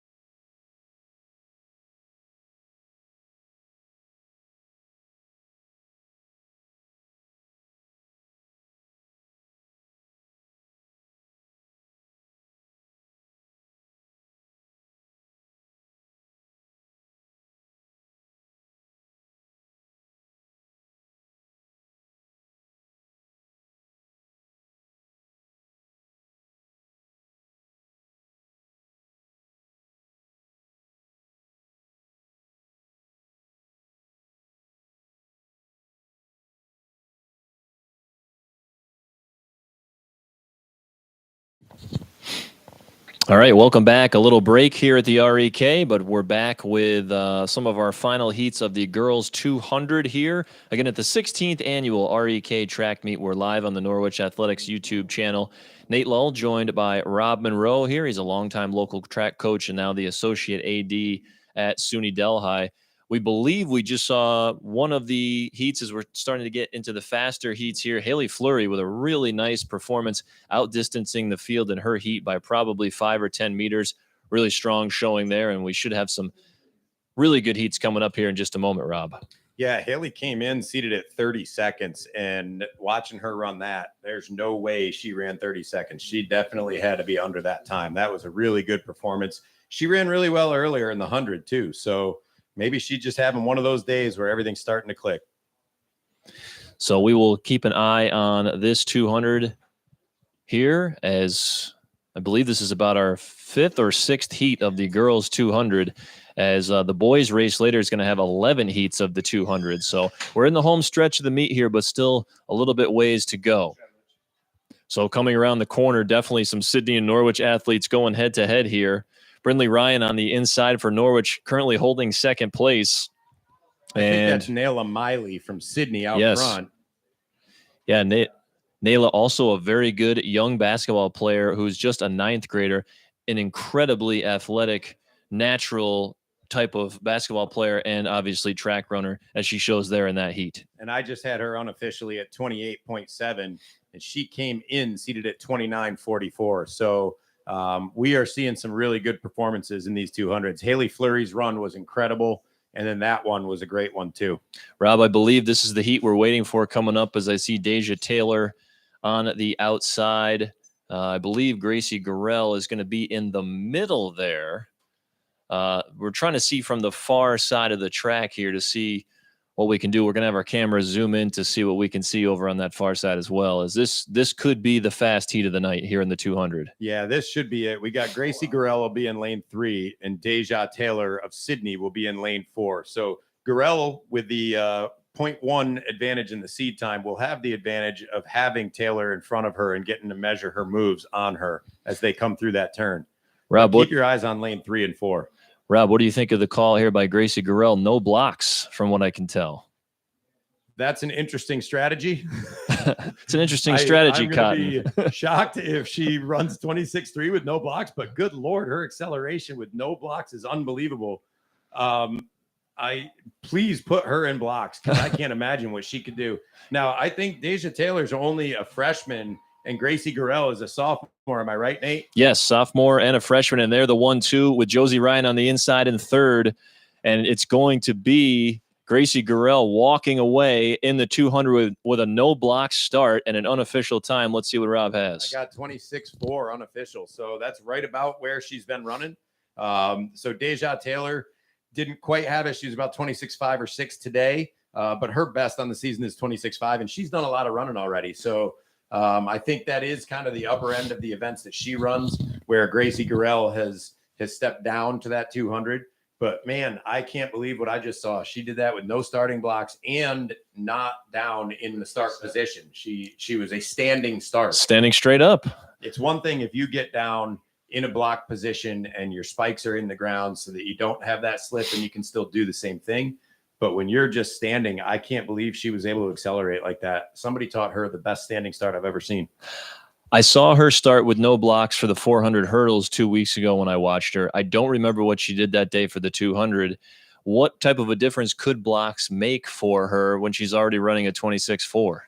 I mean, it's not going to make a huge difference in time. But a 0.2 of a second in a 200 can be a lot. And the bigger thing it does is when you stand up, everything, the first move is actually backwards versus out of blocks. Everything can go forward. So what tends to happen when you are doing a standing start is your front foot picks up first, which means it pushes off the ground and pushes your whole body backwards. And now you get to go forward. So you end up well behind everybody immediately out of the blocks. And now you've got a lot of work to do to make it up. We're getting into the boys 200 here, and one of the BG runners shot out of a cannon here in this 200 heat early on. That's going to be Julian Pruskowski. he came in from BG with no seed time. So when you don't have an entry time, you got to run in the slowest of the seeds. And that's why he was in that heat and in lane 1. So he will not be in heat 1 in the next invite that he shows up at, because I didn't have a watch going on it, but that was an impressive run. Yeah, very nice run there by Julian Pruskowski, also a baseball player. So I'm assuming maybe he's missed some of the other meets where he could have gotten that preliminary time. But wow, a very impressive girls 200 final. Gracie Gurrell with the win out of no blocks. Certainly a really impressive time. Deja Taylor takes second as we start to get into what is 11 heats of the boys 200. So now 10 more to go. Rob, anything else you want to pass along here? I do have some official results here. We do have our official results from the girls' 800-meter run, where we saw Ethne Deegan win. Her time was 2:21.16. Second in that event was Maddie Ingham, her teammate from Bainbridge Guilford, in 2:31.51, and Emma Simons from Sydney in 2:35.08 for third place in her first day as an 800 runner. Yeah, that is unbelievable. That's a kid that the college coach that got her just won the lottery, because you can play basketball at that level and then have the toughness to come out and just jump into 800s. That's an unbelievable talent right there. Yeah, we were joking with her last week, and she said, my coach is going to make me try. Paul Sims is going to make me try the 800. I said, really? And she goes, yeah, I'm just going to give it a whirl. And heck of a first night for her to do that. We also have the girls' pole vault results. If I can get where I can see them here, Catherine Jacobs of Morrisville Eaton won the pole vault with a clearance of 7 feet, and Darby DeGraw of Deposit Hancock was second. They were the only two to clear the bar. They both jumped 7 feet. And now we can get a quick update on the women's team scores. After 19 events, Sydney has 175.5 points. So Norwich in second at 112 is, I would say at this point, out of range of closing that gap. I think the Sydney girls track team is going to win this meet. And so again, some more heats here of the boys 200. Why don't we take a quick 2 or 3 minute break here while some of these heats are going on. We will make sure that we bring you back here for some of the later heats of the boys 200. After that, we're going to have our last long distance races of the evening with the girls 3000 and the boys 3200. So we'll take a break here on the Norwich Athletics YouTube channel. I'm Nate Lull, Rob Monroe joining me, and we'll be right back here at the REK.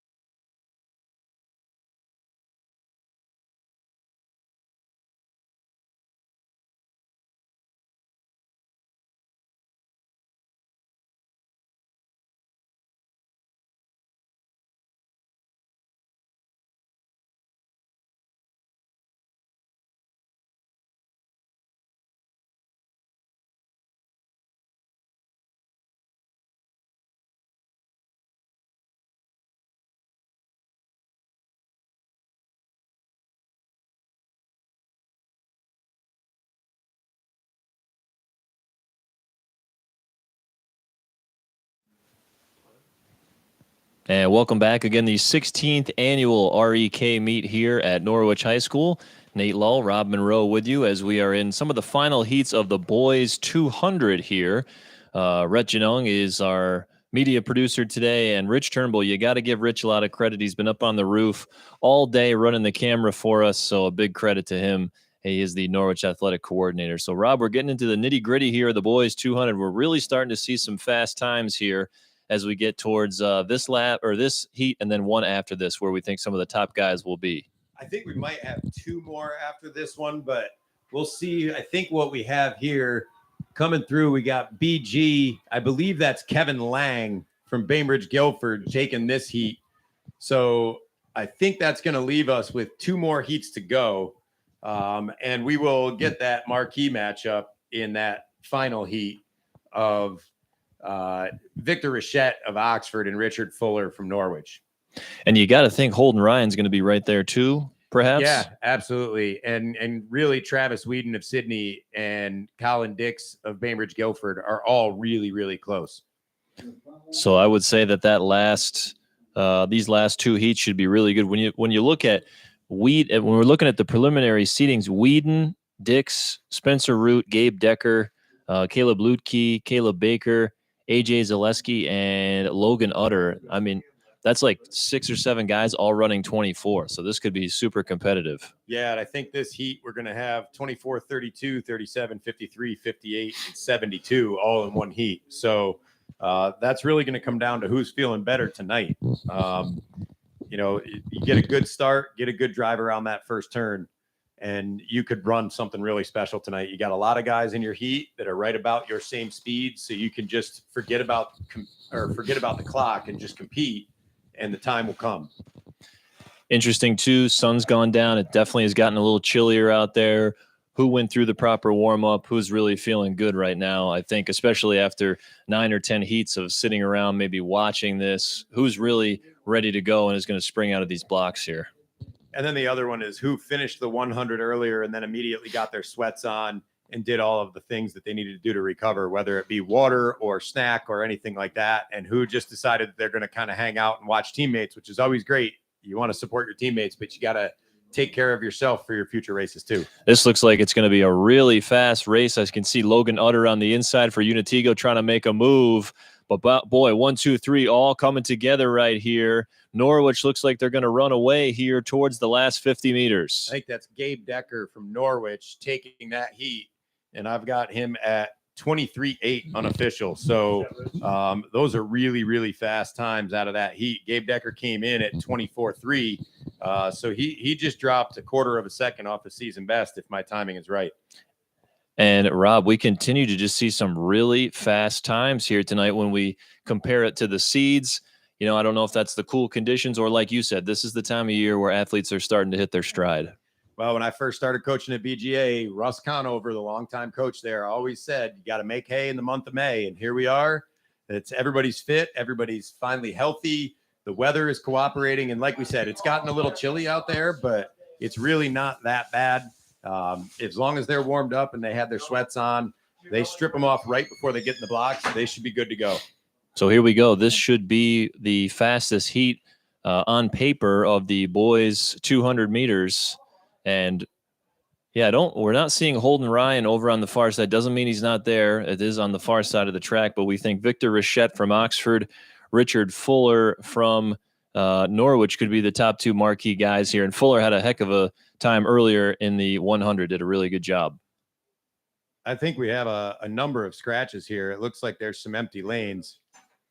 Yeah, we only have 3 runners actually starting this heat. So guys from that last heat are definitely going to be scoring points. And that's Richard Fuller, I think, getting out really well for Norwich in lane 4. He's going to run away from this heat. Yeah, Fuller in lane 4 is going to walk away with it here. And now it's going to come down to who has the better time, this heat or the heat prior. Well, I have him at 22.9. Wow. Unofficial. So that's a huge drop if my timing is correct on that one for him. He came in seated at 23.81. So a 22.9 would give him a 23.14 once you convert it for the automatic timing. Super impressive to do that as well in a heat that really didn't have the names that we thought might be in it. Well, that's the beauty of being in lane 4 is when you had those two guys out in 5 and 6, even though they can't run faster than you, you have someone to chase for that first part of the race. So next up, we're going to have the girls 3,000, and I believe they're going to try to run maybe the boys 3,200 at the same time. We're going to see if that's the case here or not. The girls for the 3,000 are lining up at their starting line and waiting to see if anybody lines up here for the 3,200. Still kind of sorting out some of the results from this 200 at the finish line. But the 3,000 certainly looks like they're ready to roll over there.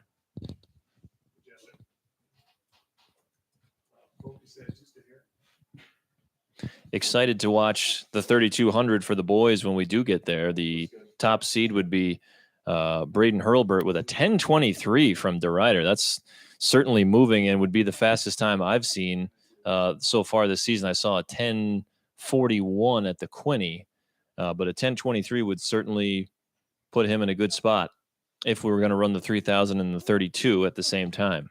Yeah, our top seed in the girls 3,000 is Mirabella Sanford of Deposit Hancock. She comes in with an 11:52 time. That's a really solid time. The second seed is over 1 minute and 20 seconds behind her. So 11:52, under 12 minutes at this time of year. That's a really good time for this area. Yeah, Mirabella Sanford, a young runner for Deposit Hancock, started doing cross country 7th, 8th grade at the varsity level and has continued to get really, really good. So it does look like we're going to have the 3,000 and the 32 at the same time here. So this will be fun for our camera crew as we try and tell them to go back and forth between the leaders, because the 3,000 and 3,200 starting in different places, not going to be easy to keep track of, but at least we're not the officials that are trying to figure out how many laps have gone. Yeah, we'll start with the 3,000 and see how Mirabella Sanford gets off, and then we'll pan over when we get a chance to see who gets the good start in the 3,200 for the boys. And based on the seed times, we're likely to get to a point where the lead boy moves up along the lead girls. So we will get both of them in the same picture at one time. And it does look like DH is going to get the early start here with Mirabella Sanford moving right to the first place position. Yeah, unless one of these girls is ready to run a really major personal best today. Mirabella is the class of this field. But you see right behind her, Vanessa Brzee from Bainbridge Guilford has already run some really impressive performances today. She's had some nice personal bests in other events where we've noticed that when we look at her time, they've really dropped a lot from the times that she came in with. Again, going back to the 3,200, if Braden Hurlburt really is going to run, under that 10:50, 10:40 mark tonight, I'll be impressed. And based on the seed times, he might have to do it by himself. Brock Porter comes in with an 11:03 from BG. But right now it's DeRuyter in first and then Oxford in second. I think that's Anthony Bourne, who's seated at 11:28. So I'm actually not seeing Brock Porter in this race. So I think it could be Hurlburt again for DeRuyter and Anthony Bourne for Oxford Academy. Yeah, we've got Braden Hurlburt from DeRuyter out front, I believe. And while we're doing this, we've got a couple other results we can report. We have the boys 800 results. As we saw, Caden Sutton of Norwich won the event in 2:09.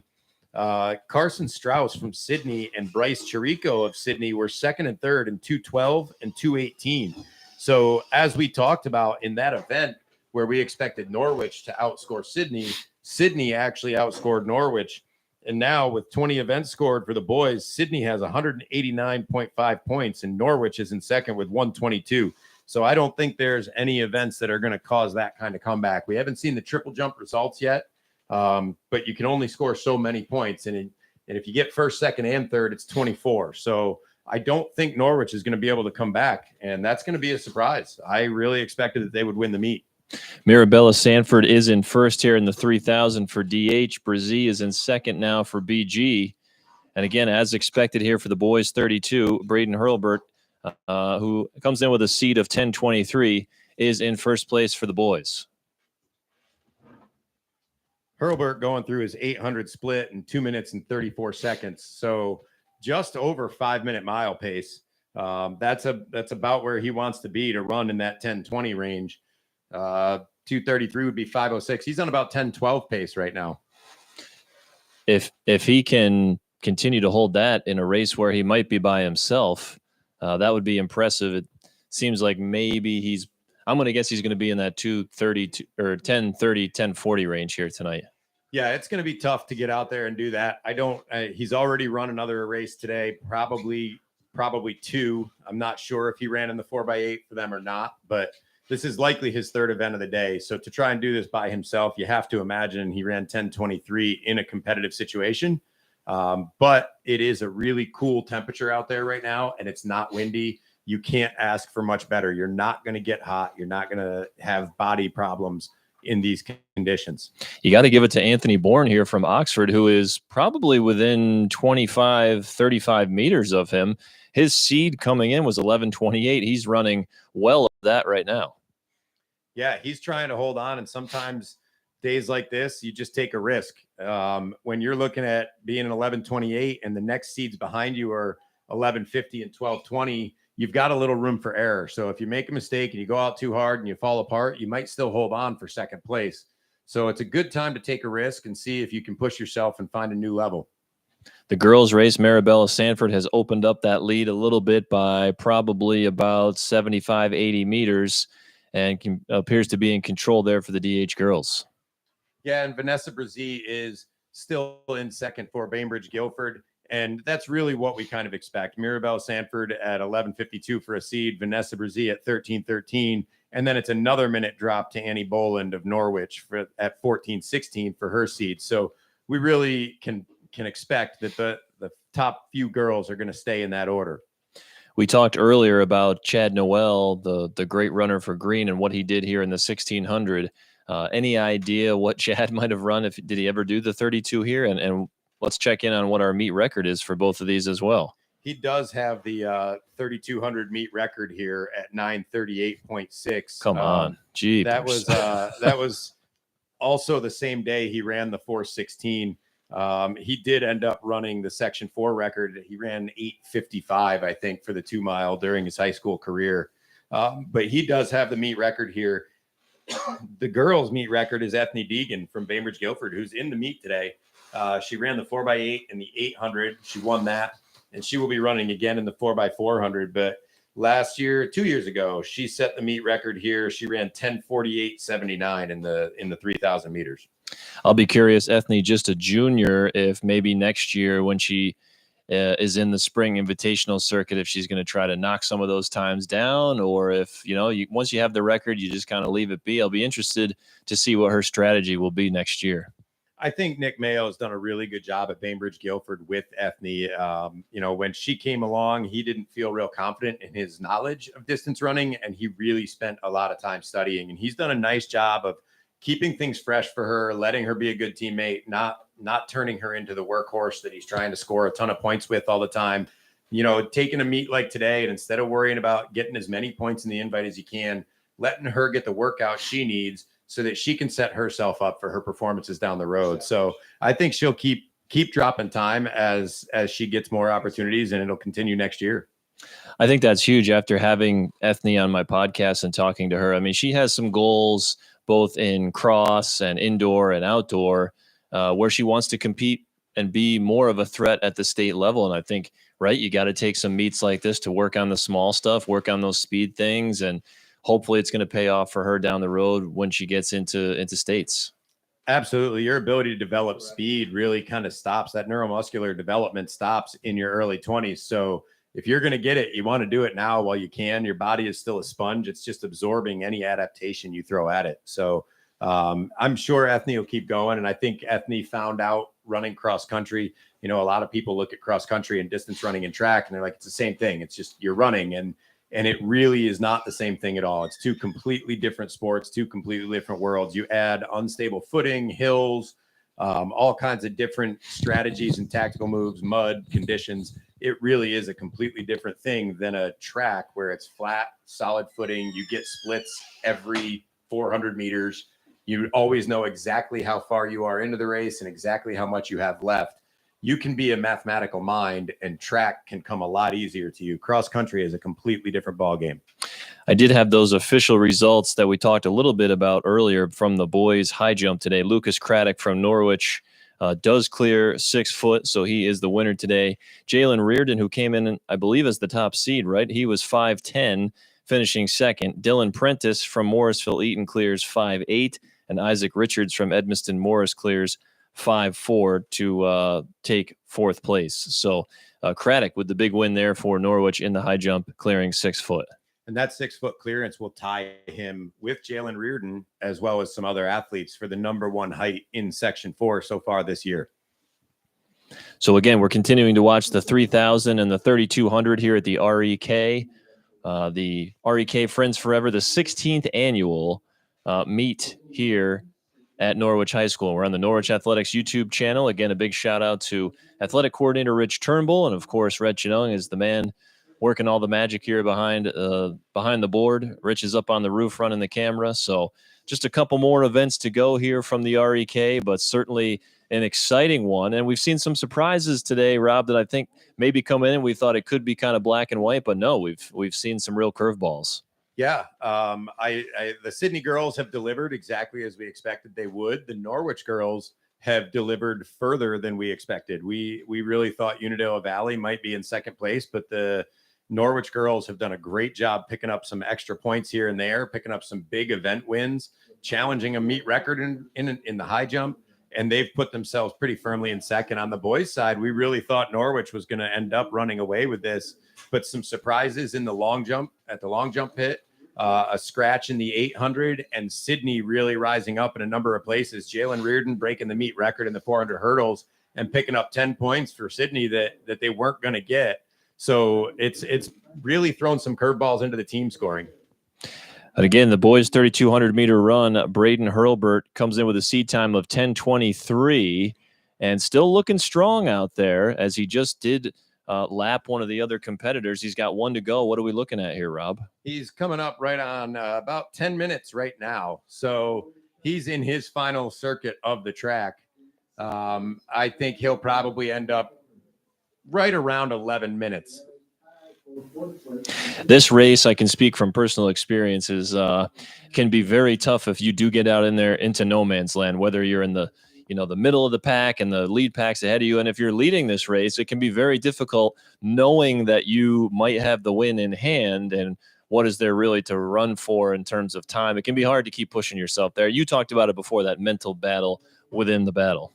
Yeah, there's a lot of mental fighting. And one of the things that can sometimes lead this format to a good time is having the women's 3K on the track at the same time.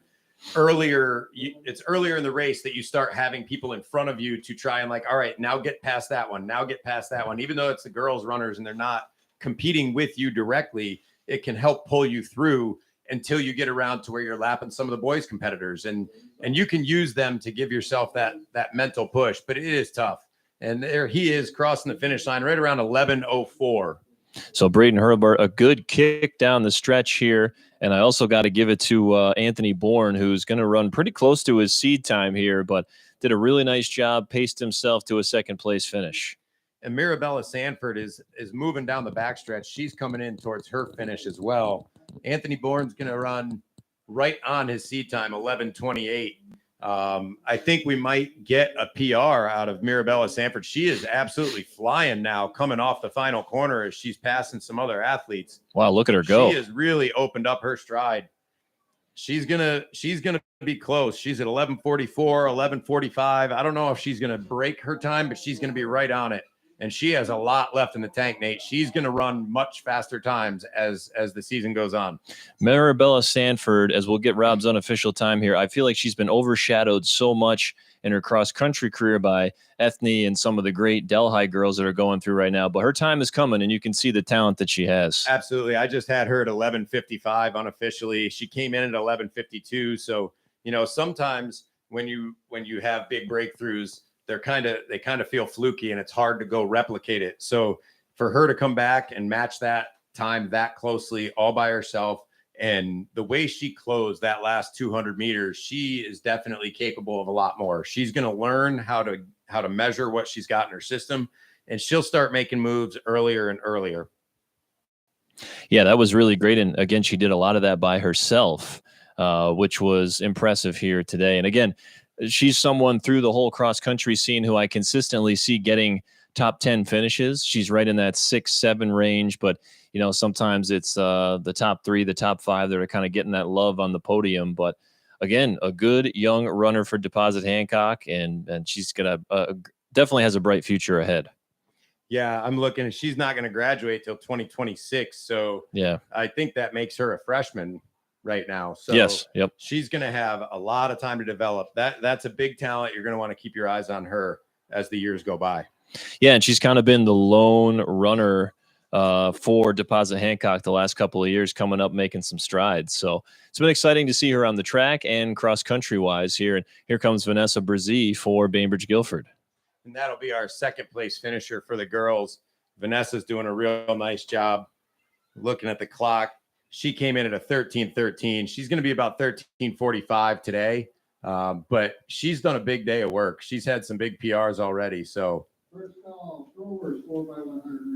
So we are going to have a quick break here, maybe as we get ready for the throwers relay, which will certainly be a lot of fun here, Rob. Yeah, next up, we've got the big entertainment value of the night. We got the throwers relay, which is always fun. I've heard stories about some of them exchanging a pepperoni stick instead of a baton.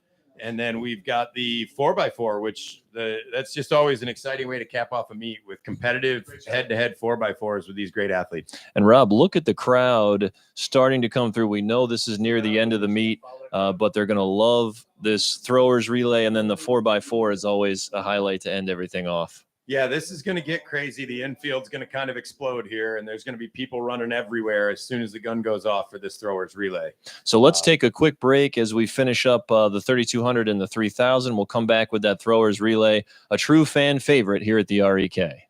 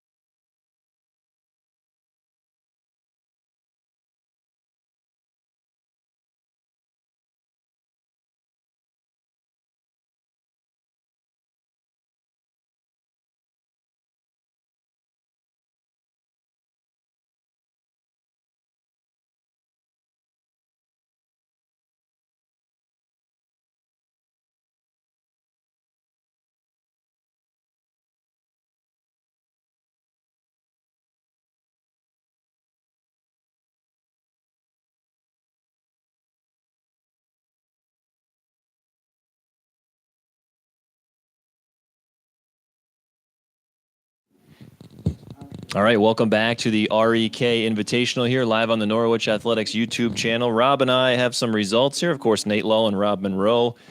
And we're going to have the throwers relay coming up, Rob. Before these results, look at this crowd on the infield. Yeah, this is like the highlight of the meet. Every single kid on every single team is down here. We just got to make sure nobody steps on the track in front of one of these throwers because we do not want to have to get the paramedics out here. All right, Rob, we're going to do the boys 200-meter relay results here, and there's something impressive that we want to talk about. Richard Fuller from Norwich wins the event in 23.21. Gabe Decker from Norwich, 24.07 in second. Julian Pruskowski from BG, 24.41 in the first heat. Explain why that's such a big deal here. This may be the single most impressive performance of the night. Julian Pruskowski came in. He had not run the 200 yet this year. So when he comes in with no seed time, he has to be the last seed in the meet. So 66 entries. He was number 66. He got lane 1 in the slowest section. And we all kind of were taken back when he took off because he ran an unbelievable race. We didn't know how good. We weren't even timing the heat. And he ended up third in the entire invitational. Crazy. Absolutely crazy. So he picks up 6 points for BG right there. Logan Utter finishes in fourth with a 24.49. Travis Whedon in fifth for Sydney at 24.66. So that's the boys 200. And we did have one other to pass along here. We got the girls 200, and it was Gracie Gurrell from Unadilla Valley, a 26.67. Very fast time. And again, no blocks for that, which still is mind-blowing to us up here in the booth. Deja Taylor takes second from Sydney in 27.45. Josie Ryan from Norwich in third at 28.44, and Haley Fleury from Oxford in fourth, 28.61, and Nayla Miley finishes it out in fifth from Sydney in a 28.98. So some really fast times there as well. Yeah, I'm definitely going to send Steve Pelosi a message after this meet and ask him what it's going to take to get Gracie Gurrell in a set of blocks, because I'm really intrigued as to what she could do with that under her feet. That's impressive. 26.6 on a standing start, and she didn't get blown away off the line. No. And Deja Taylor is the real deal. She is really good out of the blocks, and she was able to accelerate and be competitive right from the gun. Do you think it's one of those things where she probably just says, Coach, I don't want to do it. I'm not comfortable in the blocks. It's fine, but she's going to have to at some point. It is a very weird feeling, and I've had a lot of athletes that resist it because it doesn't feel natural. You're supposed to get in them and feel like you're falling forward. You're worried that you're going to false start, and you might at some point. That's kind of the idea, is that you can get out really quickly. So you've got to be confident in it, and I'm sure he's worked with her on it, and I'm sure that he's not going to make her do it until she's confident, because the last thing you want to do is send an athlete to a starting line when you have forced something on them and now they're not confident going into the race. So before we have one of our last main relays of the night, which will be the 4x4 for the girls and the boys, we have the always fun throwers 4x100 relay. It'll be the boys first and then the girls. We've heard some stories over the years where they were handing off a pepperoni stick instead of a baton. You never know what you're going to see in this race. We're going to see a lot of different styles of running, I guess you could say, out there. You will also see a lot of changes in order, where one team might get out really good, and then all of a sudden the second leg looks completely different, because this is not the 4 fastest people from every high school on the track. It is the 4 strongest throwers that are going to be out there. And again, this is an event where we're not going to really have a heat list. We're not going to have a list full of names. This is going to be a fun one to call, to just say, hey, this is this school, and we're doing the best, because normally a lot of times these are thrown together at the absolute last minute. You run over, you grab your buddy at the shot put, you say, hey, we're going to do this. He says no. You finally talk him into it, and away you go. So, yeah, and they're going to have fun with this, and you're going to see that every single athlete from every single team is on that infield, because and when the race goes off, you'll see a herd of people likely running across to the backstretch to yell at some of their friends, and then back to the home stretch again. So again, the infield continuing to just be packed here as everybody anxiously awaits the throwers 4x1. I think another thing that will be interesting to look at here, Rob, is the handoffs. We take it for granted how nice and smooth it is for all the regular sprint teams that practice it every day. These guys are not sitting at practice talking about handoffs. Well, and we saw a number of handoffs today, even with those groups that were not as smooth as they would have liked them. It's not an easy thing to do when you are running at top speed to take that little baton and get it placed into the next person's hand. And then the other reality is, the delay here is a little bit, the throwers are learning what an exchange zone is. They're trying to figure out, oh, wait, what lane are we in? I've got to be on this triangle in that lane. And we may see somebody come around the corner and find the wrong teammate in the lane. And who knows? They might just hand off to the other team. I don't know. They are continuing to get set here on the track for the throwers 4x1. I'm not quite sure how far off we're going to be from the start of this event, as again, there's still a lot of athletes congregating down by the starting line here. We laugh and we joke a little bit about the throwers relay, but I think a lot of times people don't understand that these athletes that have the ability to throw these implements so far, many of them are actually very fast as well.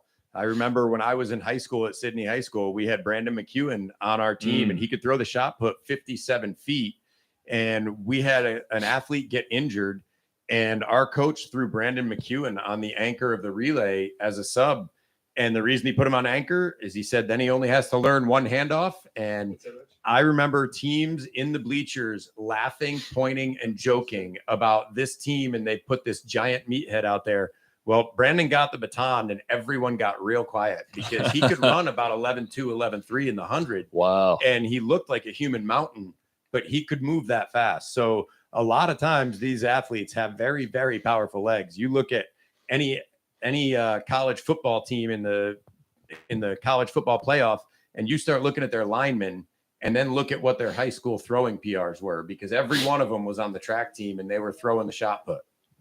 Yeah, that's a great point, is that oftentimes these guys don't get a chance to shine on the track because they are so busy with the shot and the disc. But all right, we are ready for the start of the throwers 4x100 meter relay. It's the boys first. We're not sure if we're going to have multiple heats of this. I'm also not sure what's happening at the first exchange zone where the throwers all look like they're kind of just standing together. But at the second exchange zone, they all seem properly staggered. So this might get real interesting really fast. All right, so we are waiting. We are waiting for the gun here for the throwers relay again at the REK, the 16th annual. It's been a fun day here with a lot of great times, a couple of meet records on the boys' side. And here we go. We are underway in the throwers 4x1. And we're going to see what happens on that far side in the handoff zone, as it really doesn't look like everybody's kind of properly staggered here, but we'll see how it goes. They're also not matching outfits. We've got Norwich athletes. The Norwich team came in. The Norwich second leg has the REK shirt on. But now we see it, the change in order of the relays. And look at the fans on the infield that are just flying up and down the football turf here to cheer them on. They are going to follow their teammates all the way around. And oh boy. Wow, we got a really fast runner in, I would think, lane 2 or 3 here coming around. And we're going to see who's in first place. I believe it's Deposit Hancock. And the Eagles are headed for home. Oxford's trying to make a mad dash at the last second here, but I think DH is going to hang on for the victory in this heat. What a third leg by Deposit Hancock.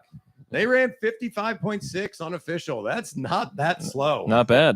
Not bad. So a great job there in the throwers relay. The third leg for Deposit Hancock ran an unbelievable corner and blew that race wide open. I got to say the closer for Oxford made up a lot of ground too, but it was just a little too late there. So it does look like we're going to have another heat here of the throwers 4x1. I'm assuming probably 2-3 heats of this for each, but who knows? Could be more. Looking at the track being full and looking at the teams that are out there, I think this will be our other heat. I see Norwich and Sydney out there. So I'm going to guess that this will be the only remaining heat of the boys throwers relay. So waiting for this, we will have the girls heat right after this here at the REK, and then we'll finish up the night with the 4x400 meter relay for the girls and then the boys. And we'll mention this at the end of the broadcast as well, but we will wrap up with any final results that we have. But Rob, can you tell all our listeners where they could find the full meet results later on tonight and throughout the rest of the weekend? Yeah, if you get online and you go to MileSplit, and it's MileSplit New York, you can put that. You can get in there, and on the top of the page, you can see calendar, and you can find the REK Invitational, and there'll be a tab in there for results where you can see complete results, every heat, every time, and team scores in there. So it's always tough at the table to get all the data entry done while you're trying to evaluate the photos of the races. So we may not get them all up here before we sign off for the night. But you can go on to milesplit.com and find those results there on your own. If you haven't gone onto the MileSplit website, it's probably one of the most impressive track websites out there. It's full of great information.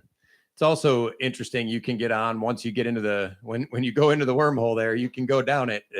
You can find out where students rank in their section, in their league, in the state, in the nation. You can look at leaderboards. So if your parents out there and you're wondering where does my kid stack up, or you're thinking about where do they fit in college rankings and things like that, you can look at a national leaderboard and see where they would be ranked. Look at this infield as maybe you'll get a shot of it here on the camera as we're in our second leg here, our third leg of the throwers 4x100, and the fans are going crazy out on the football field here, following them down. We have a competitive race down here. Sydney is out right now in front, but Norwich is about to make that last exchange. Sydney is running away with it. Look at this. Sydney's running away. Then UV and Norwich and BG are all right there. And it looks like Sydney's going to run away with this one. What do we get? I got them at 51-1 unofficial. So that's pretty good. That's gonna win the throwers relay. Sydney High School wins it. I particularly enjoyed, I think it was UV down here on lane 1. They had to be way outside of the handoff zone. It looked like they were halfway down the straightaway before they handed it off. The outgoing runner did not know the rule about not passing that triangle without the baton. And my guess is the officials are going to let it ride. Rob and I are going to take a quick break here. I believe we are going to have a girls throwers 4x1 and then, of course, the 4x4 right after that. But we'll take a break here from the REK on the Norwich Athletics YouTube channel.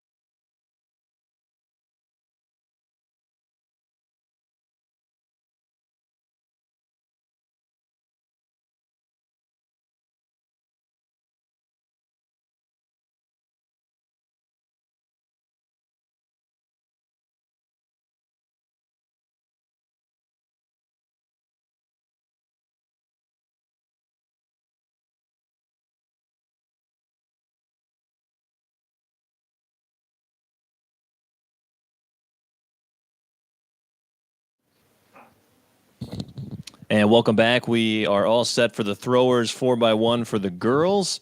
And then we'll have our final event of the night, which will be the 4x4 relay for the girls and the boys here at the Norwich REK, the 16th annual event here in Norwich at Norwich High School. So I believe we'll have at least one, maybe two heats here of this girls throwers 4x1.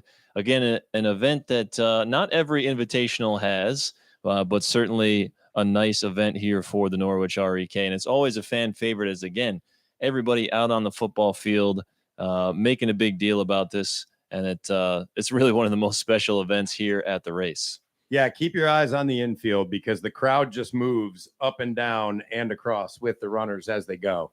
All right, looks like we're underway here in this girls 4x100 throwers relay. We've got two teams in this heat, so I'm sure we'll have a second heat that might have the other six. Unfortunately, like we've said, we don't have the start list, so I'm not sure who that is moving down backstretch, but they're out pretty good. I believe that might be Oxford on the far side that's currently in first place. They're doing blind handoffs and everything. And I think it's Morrisville Eaton in second place at the moment. But we'll see who comes around the corner here. I believe this is going to be the Oxford Blackhawks with a commanding lead at the moment. And coming down the home stretch here for Oxford, we'll see what their unofficial time is. About 50 meters to go here in this opening heat for the throwers. And a really nice job done here by the Oxford Blackhawks as they cross the line. 103.4 unofficial. So not bad. That's really solid.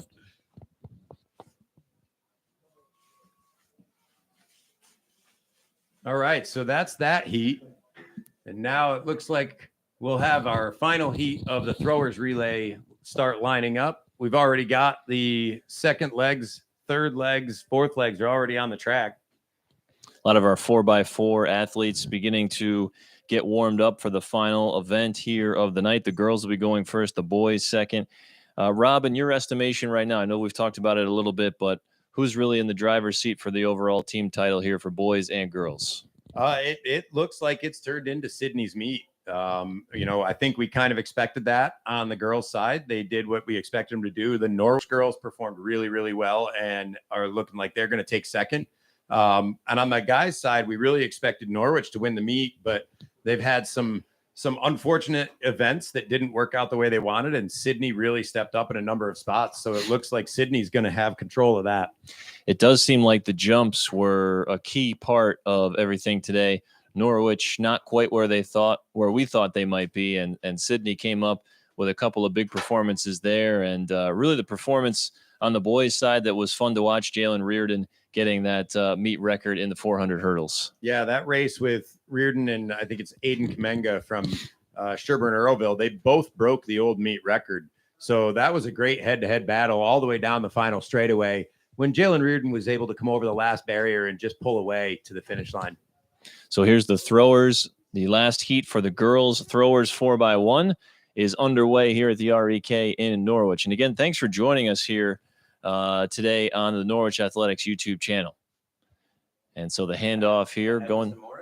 Yeah, it looks like Edmiston Morris is in first here by a commanding lead, but that also in the throwers, you never know. That could change quickly, as you said, Rob. Yeah, but that's two legs down, and they are moving on both of them.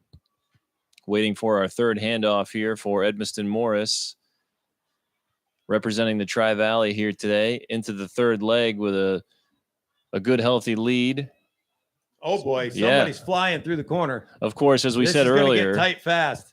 We're not quite sure who everybody is here because not everyone wears their uniform for this race. So we got some race T-shirts and jackets Sydney out there. Wow. Sydney taking over here in the home stretch. Oh, Edmiston Morris is fighting back. They're going to take it back.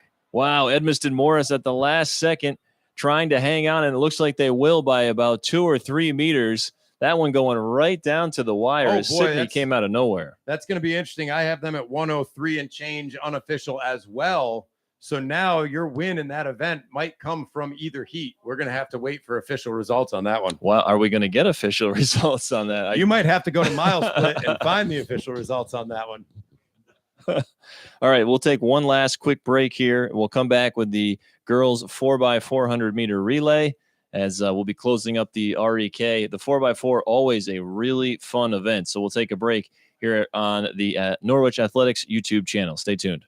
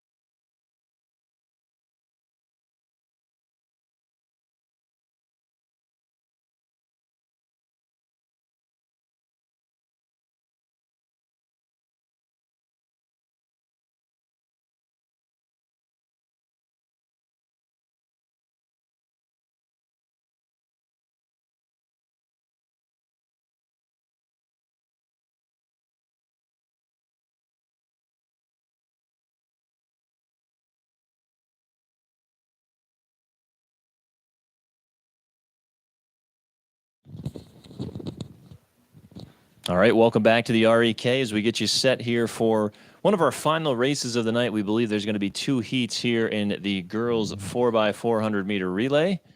As again, another fan favorite. I'm sure we'll see some people running around on the infield. As I think a little bit of it is, yes, we're getting towards those final scores, but everybody's always a little antsy and they want to cheer everybody on before we go home. So I would fully expect to see the crowd moving up and down here during the 4x4. Yeah, the other part of this time of the meet is now everybody's done. And unless you're getting on the track to run the relay, you don't have another event hanging over your head and you can get out there and support your teammates. I think in this first heat, we're going to have Morrisville, Eaton, and Sherburne, Earlville. Yeah. Yeah, the 4x4. I'm going to go look at our seed times here. Yeah, Morrisville, Eaton.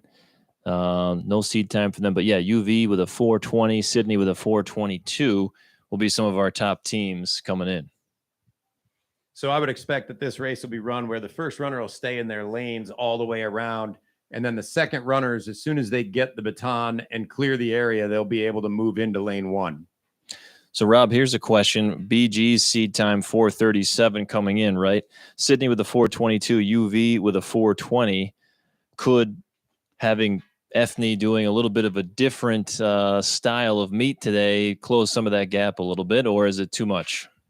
It'll close the gap some. And honestly, what I've seen from some of these other young BG girls today has been really impressive. They've dropped some pretty impressive PRs. So I would expect that BG will run faster than 4:37. I don't think that Ethne is going to drop their time by 15 seconds. What'll be really interesting to me watching the fast heat of this is when Gracie Garrell gets the baton, will she be behind? And will we get to see something special when she has a team out in front to chase? Yeah, that will be very interesting to watch depending on the situation of where she's going to end up in that. So, again, this is our opening heat here of the girls 4x4 at the Norwich REK. Rob's going to keep some unofficial time here as we get our first handoff. The boys 4x4 will be after that to wrap up the 16th annual REK meet here. So we had a 1:17 for our first leg for our leader there from Morrisville, Eaton. Want to talk about some of these other results that we've had come in over the last couple of minutes, so we'll get to those momentarily. As had some of the results from the shot and the disc as well. We went through our 200 meters, so let's go through girls disc here, as Norwich is going to walk away with the victory there.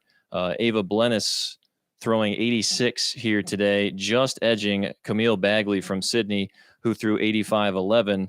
And Laura Theft from Norwich taking third with a 79. So that's the girls' discus throw here today at the REK. Followed by girls' shot put, Laura Theft throwing 30 here in the girls' shot put, followed by Haley Reifenberg from Edmiston Morris with a 27:10.5, and Camille Bagley from Sydney with a 27:10.25. So that's the top 3 there for the girls' shot put. Boys shot put on the other side. Your guy from Sydney there, Rob, throwing a 46. Braden Eastman Willens, he takes the win there today. Harrison Matlack Gray from Norwich in second with a 44.4. And Alexander Smetana from Norwich throwing a 42.1 here today in boys shot for the top 3. And I think that's all the results that we have at the moment. Have not seen boys discus yet. Yeah, I don't think we've seen boys discus or boys triple jump, which are both going to be big events for Norwich from a point standpoint. But I just the last ones I've seen, it just seems like the gap is too big because Sydney isn't going to score nothing in those events. So again, working here on the opening heat of the girls 4x4 here on the Norwich Athletics YouTube channel. That second leg for Morrisville Eaton split a 118. So the first 2 legs were 117, 118. Real even team. And we'll get a split here on the third leg as they hand off to the anchors. So again, another successful year of the REK. Had some rain early in the day, which caused some, I don't want to say some issues, but I definitely think as we panned over on our camera back to the shot put in the discus, that was certainly causing some issues back there. We did have a chance to talk to Alex Smetana as he came up here in the booth at one point, and he did say it was pretty hard to hold on to some things at certain points back there. Well, and those marks that you just mentioned in the girls' discus as well, it certainly had an impact. I'm sure they were having trouble gripping the disc. It was slipping from their hand rather than ripping out the way they want it to. I know there was somebody had been seated at over 100 feet, and to have throws in the 80s being the winning throws. But the first time that disc hits the grass in warmups, it's wet. And no matter how much your towel tries, it's been out there while you were in the shot put, and that towel is just smearing it. It's not really drying it off. Yeah, certainly tough conditions for the shot and the disc today, but still a very competitive field for the boys and the girls here at the REK. Morrisville Eaton coming through the final turn here. They're going to take heat 1 of the girls 4x400, which will guarantee them points for the team, as there are 7 entries. So this will guarantee them at least a 6th place finish. Their third leg ran a 1:15 split. So they've been getting faster as they go. And it looks to me like that's going to continue, as their anchor is going to run around 1:13 or 14, I think. Yeah, and they came in unseeded. Is that correct? Yeah, they came in unseeded. So a nice showing for them, and we'll see what happens in the second heat coming up here in just a minute, as I would expect UV, Sydney, and BG are all going to duke it out for the top spot. UV comes in with the top seed time of 4:20.96. Yeah, and Sydney being at 4:22 makes me think that Sydney might get the lead going into the final leg. But as we saw, UV has Gracie Gurrell, and they're going to need a big lead to get into her head and make her think that she can't run somebody down. Now, Sydney, I would imagine, might have Deja Taylor anchoring them, but that would be certainly stepping up out of her range and going right to Gracie Gurrell's wheelhouse.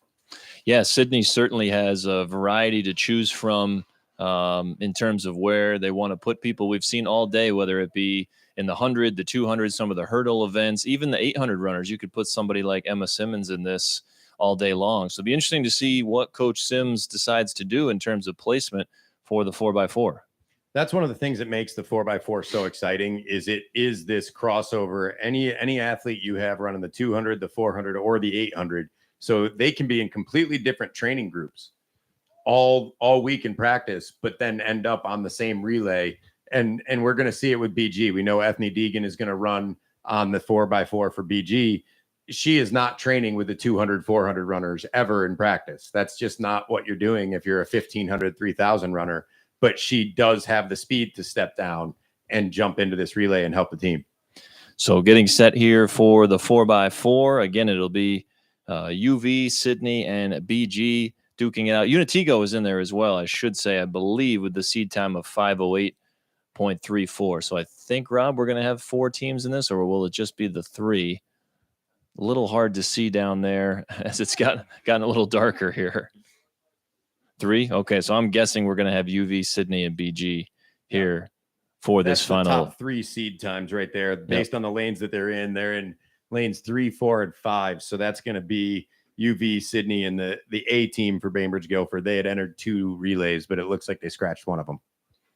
All right, so getting you set here for the final heat of the girls 4x4, and then we'll have the boys 4x4, which will be the last heat of the night.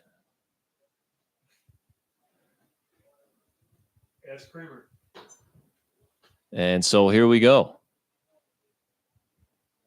This is going to be the 4x4, and we're going to see who gets out to the early lead here between UV, Sydney, and BG. The Sydney leadoff runner has been really aggressive through that first turn, and they are getting after it right now.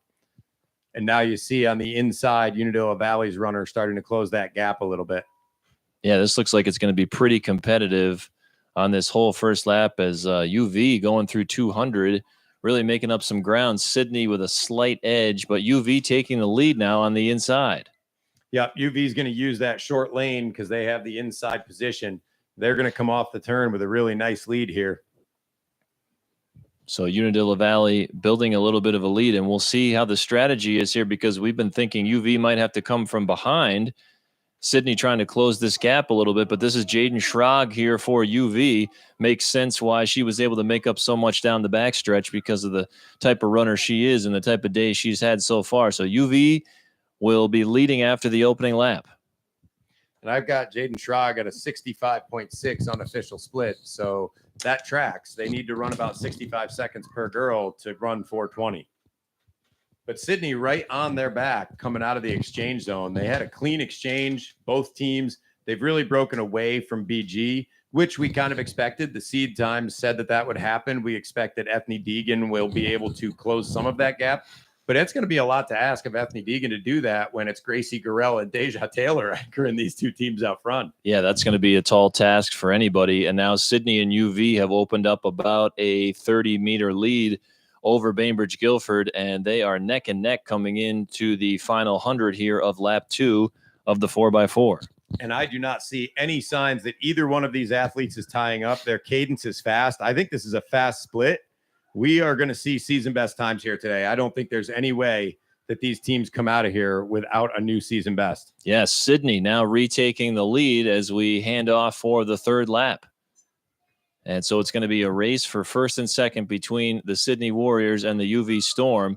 And Sydney right now opening up a little bit of a lead, probably about 5 meters over on the far side in the first turn.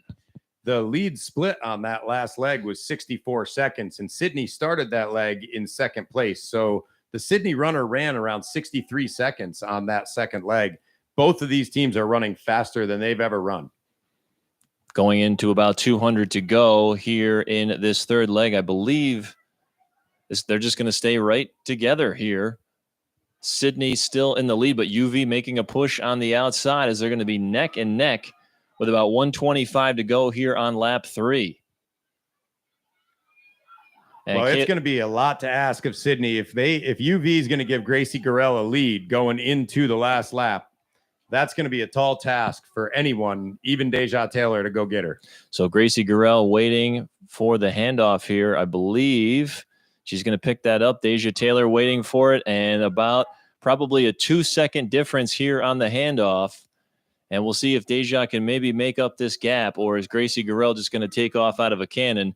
She's opened it up to about a 10-meter lead, I would say here, Rob, on the first turn. Yeah, Unadilla Valley got another 63-second split there. So they are tracking towards running.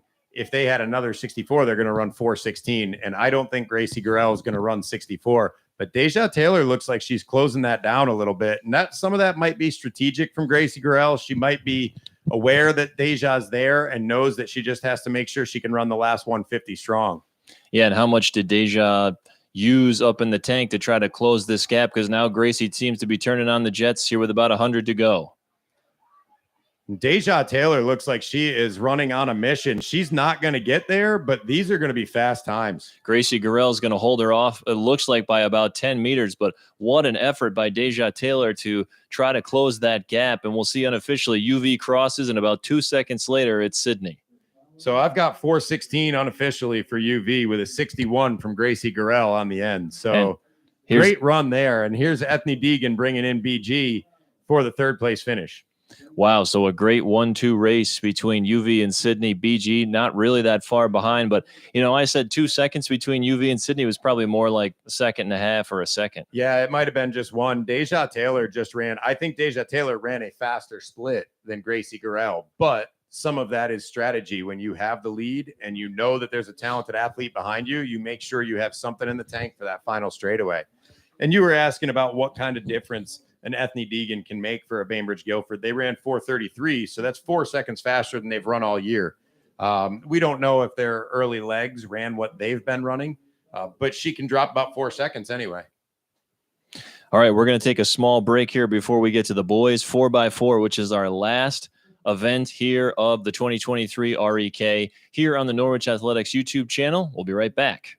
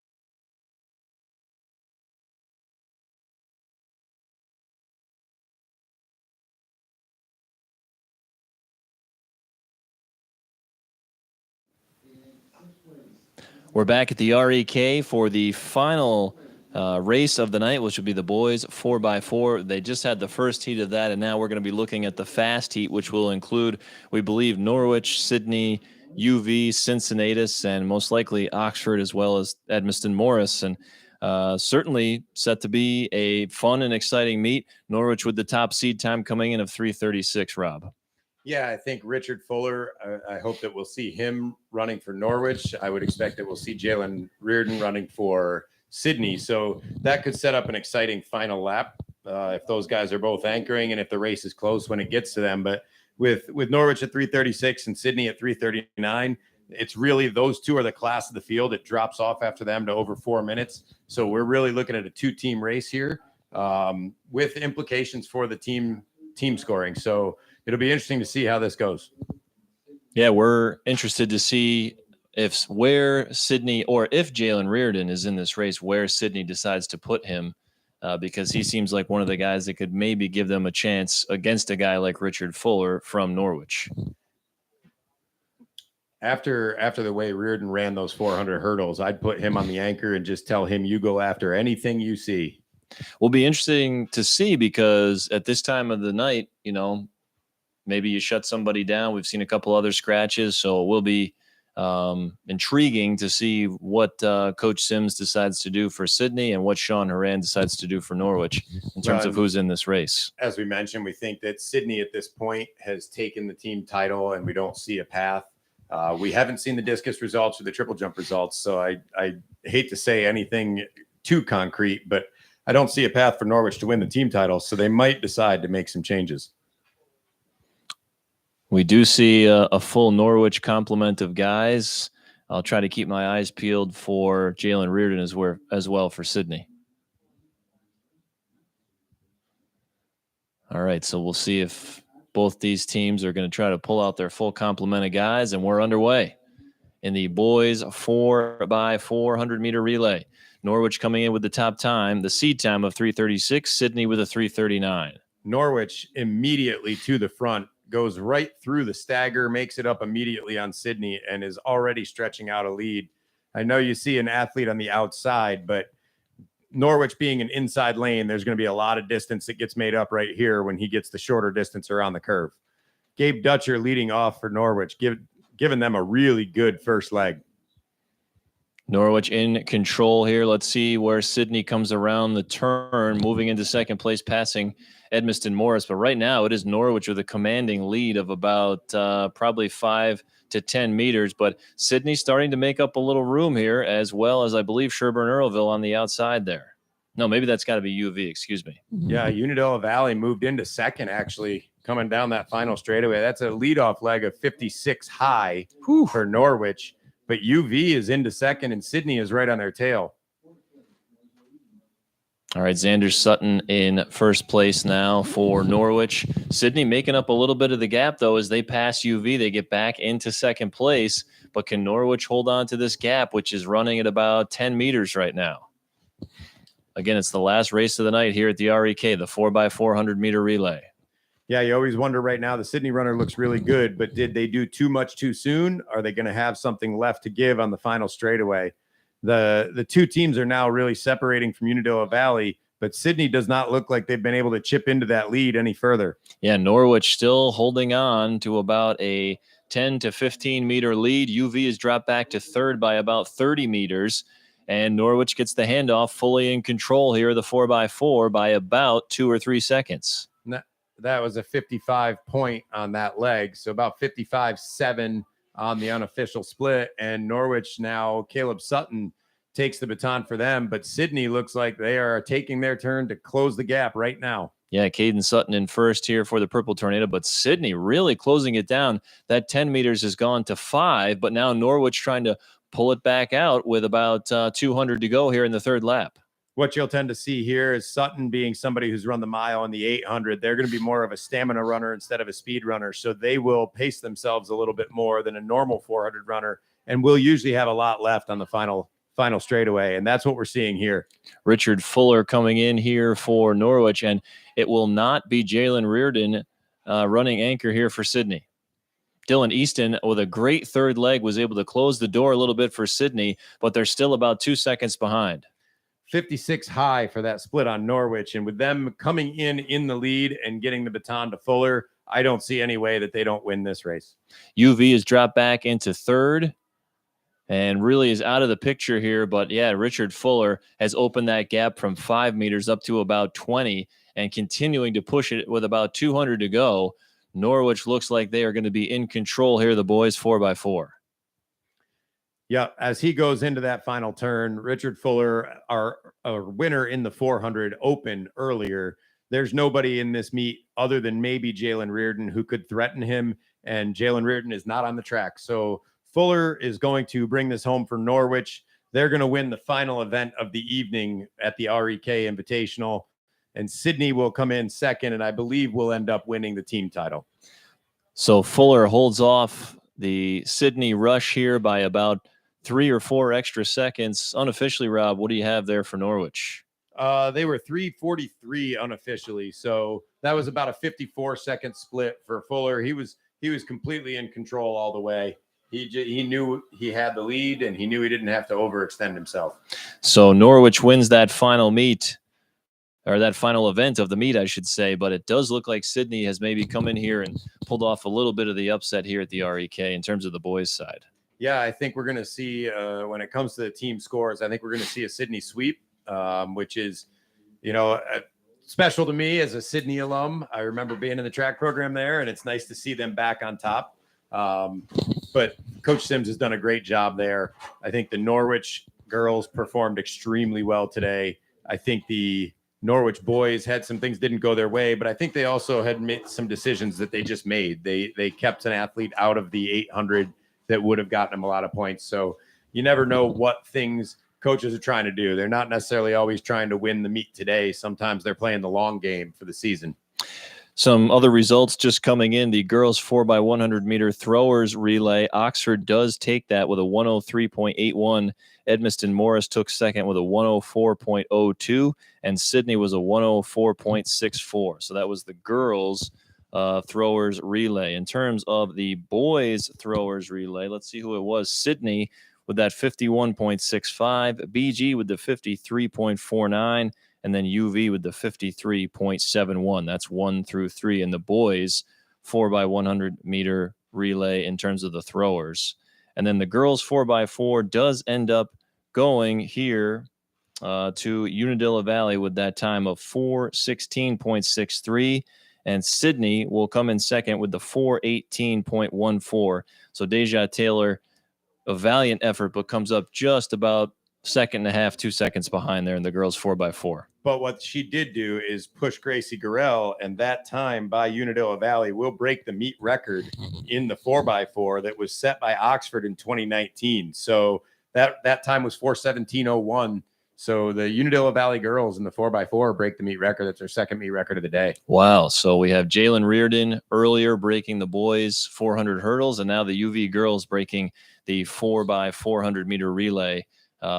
Really great effort there. And, Gracie found a way to get it done. Yeah, she ran a really strong 61-second last leg.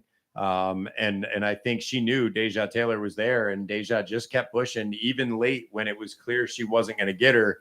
She kept fighting just in case, and that really held UV accountable and helped them get that record, I think. So a great meet here today, the 16th annual REK, and just a great event recognizing several athletes who have passed away here in the Norwich community. 16 years. Hard to believe that this event has been going on that long. And they do so many great things here. The open invite to have as many athletes come and run, the senior recognition, the 100-meter walk that they do to start the meet here today. Again, the REK, always a great event. Went off without a hitch here today. They did a really nice job. Yeah, this is a great meet. I remember I was coaching back when it started, and to watch it grow into what it has and some of the unique things that they've done. The senior recognition to me is one of the coolest things because they recognize the seniors from every single school. And it's just, they do it quickly and efficiently. It doesn't really disrupt the meet, but they do it in a way that really lets those kids feel honored and recognized. So before we sign off, we want to recognize our unofficial winners, I guess we should say, Rob, on the boys and the girls side? Yeah, I would say it's unofficial because I have not seen it all. I haven't seen the final scores, but I think that unofficially we can say that Sydney will win both team titles. So congratulations to Coach Sims. And again, if you want to go on and see all the final results, it is on Mile Split. They should have that up there relatively quickly so that you could go through and see every single runner, every single relay. It'll all be on there. Again, milesplit.com. So, all right, Rob, I think that's going to do it, right? Yeah. What a great night. Thanks, Nate. I appreciate you having me. Yeah, big thank you to Rich Turnbull, our guy up on the roof running the camera. He's the Norwich athletic coordinator. He got everything done for us. And Rhett Janung, really the tech guy behind all of this, finding a way to get the equipment, the cameras, all of this to work here for the Norwich Athletics YouTube channel. Really, really impressive by Rhett, and just fun for us to show up and talk. So if there was anything you didn't like, it's at Nate Lowe. Yeah. Make sure if you're a fan of the Norwich Athletics YouTube channel, they will be doing their Norwich Athletics Hall of Fame dinner tomorrow, and the banquet that will be a live stream as well, and you'll be able to go back, and really good class getting in this year. So make sure you check that out tomorrow afternoon as well. All right, that's going to wrap it up. Sydney unofficially wins the boys and the girls team titles here at the REK, the 16th annual. For Rob Monroe, I'm Nate Lull. Have a good rest of your night from the Norwich Athletics YouTube channel. Thanks.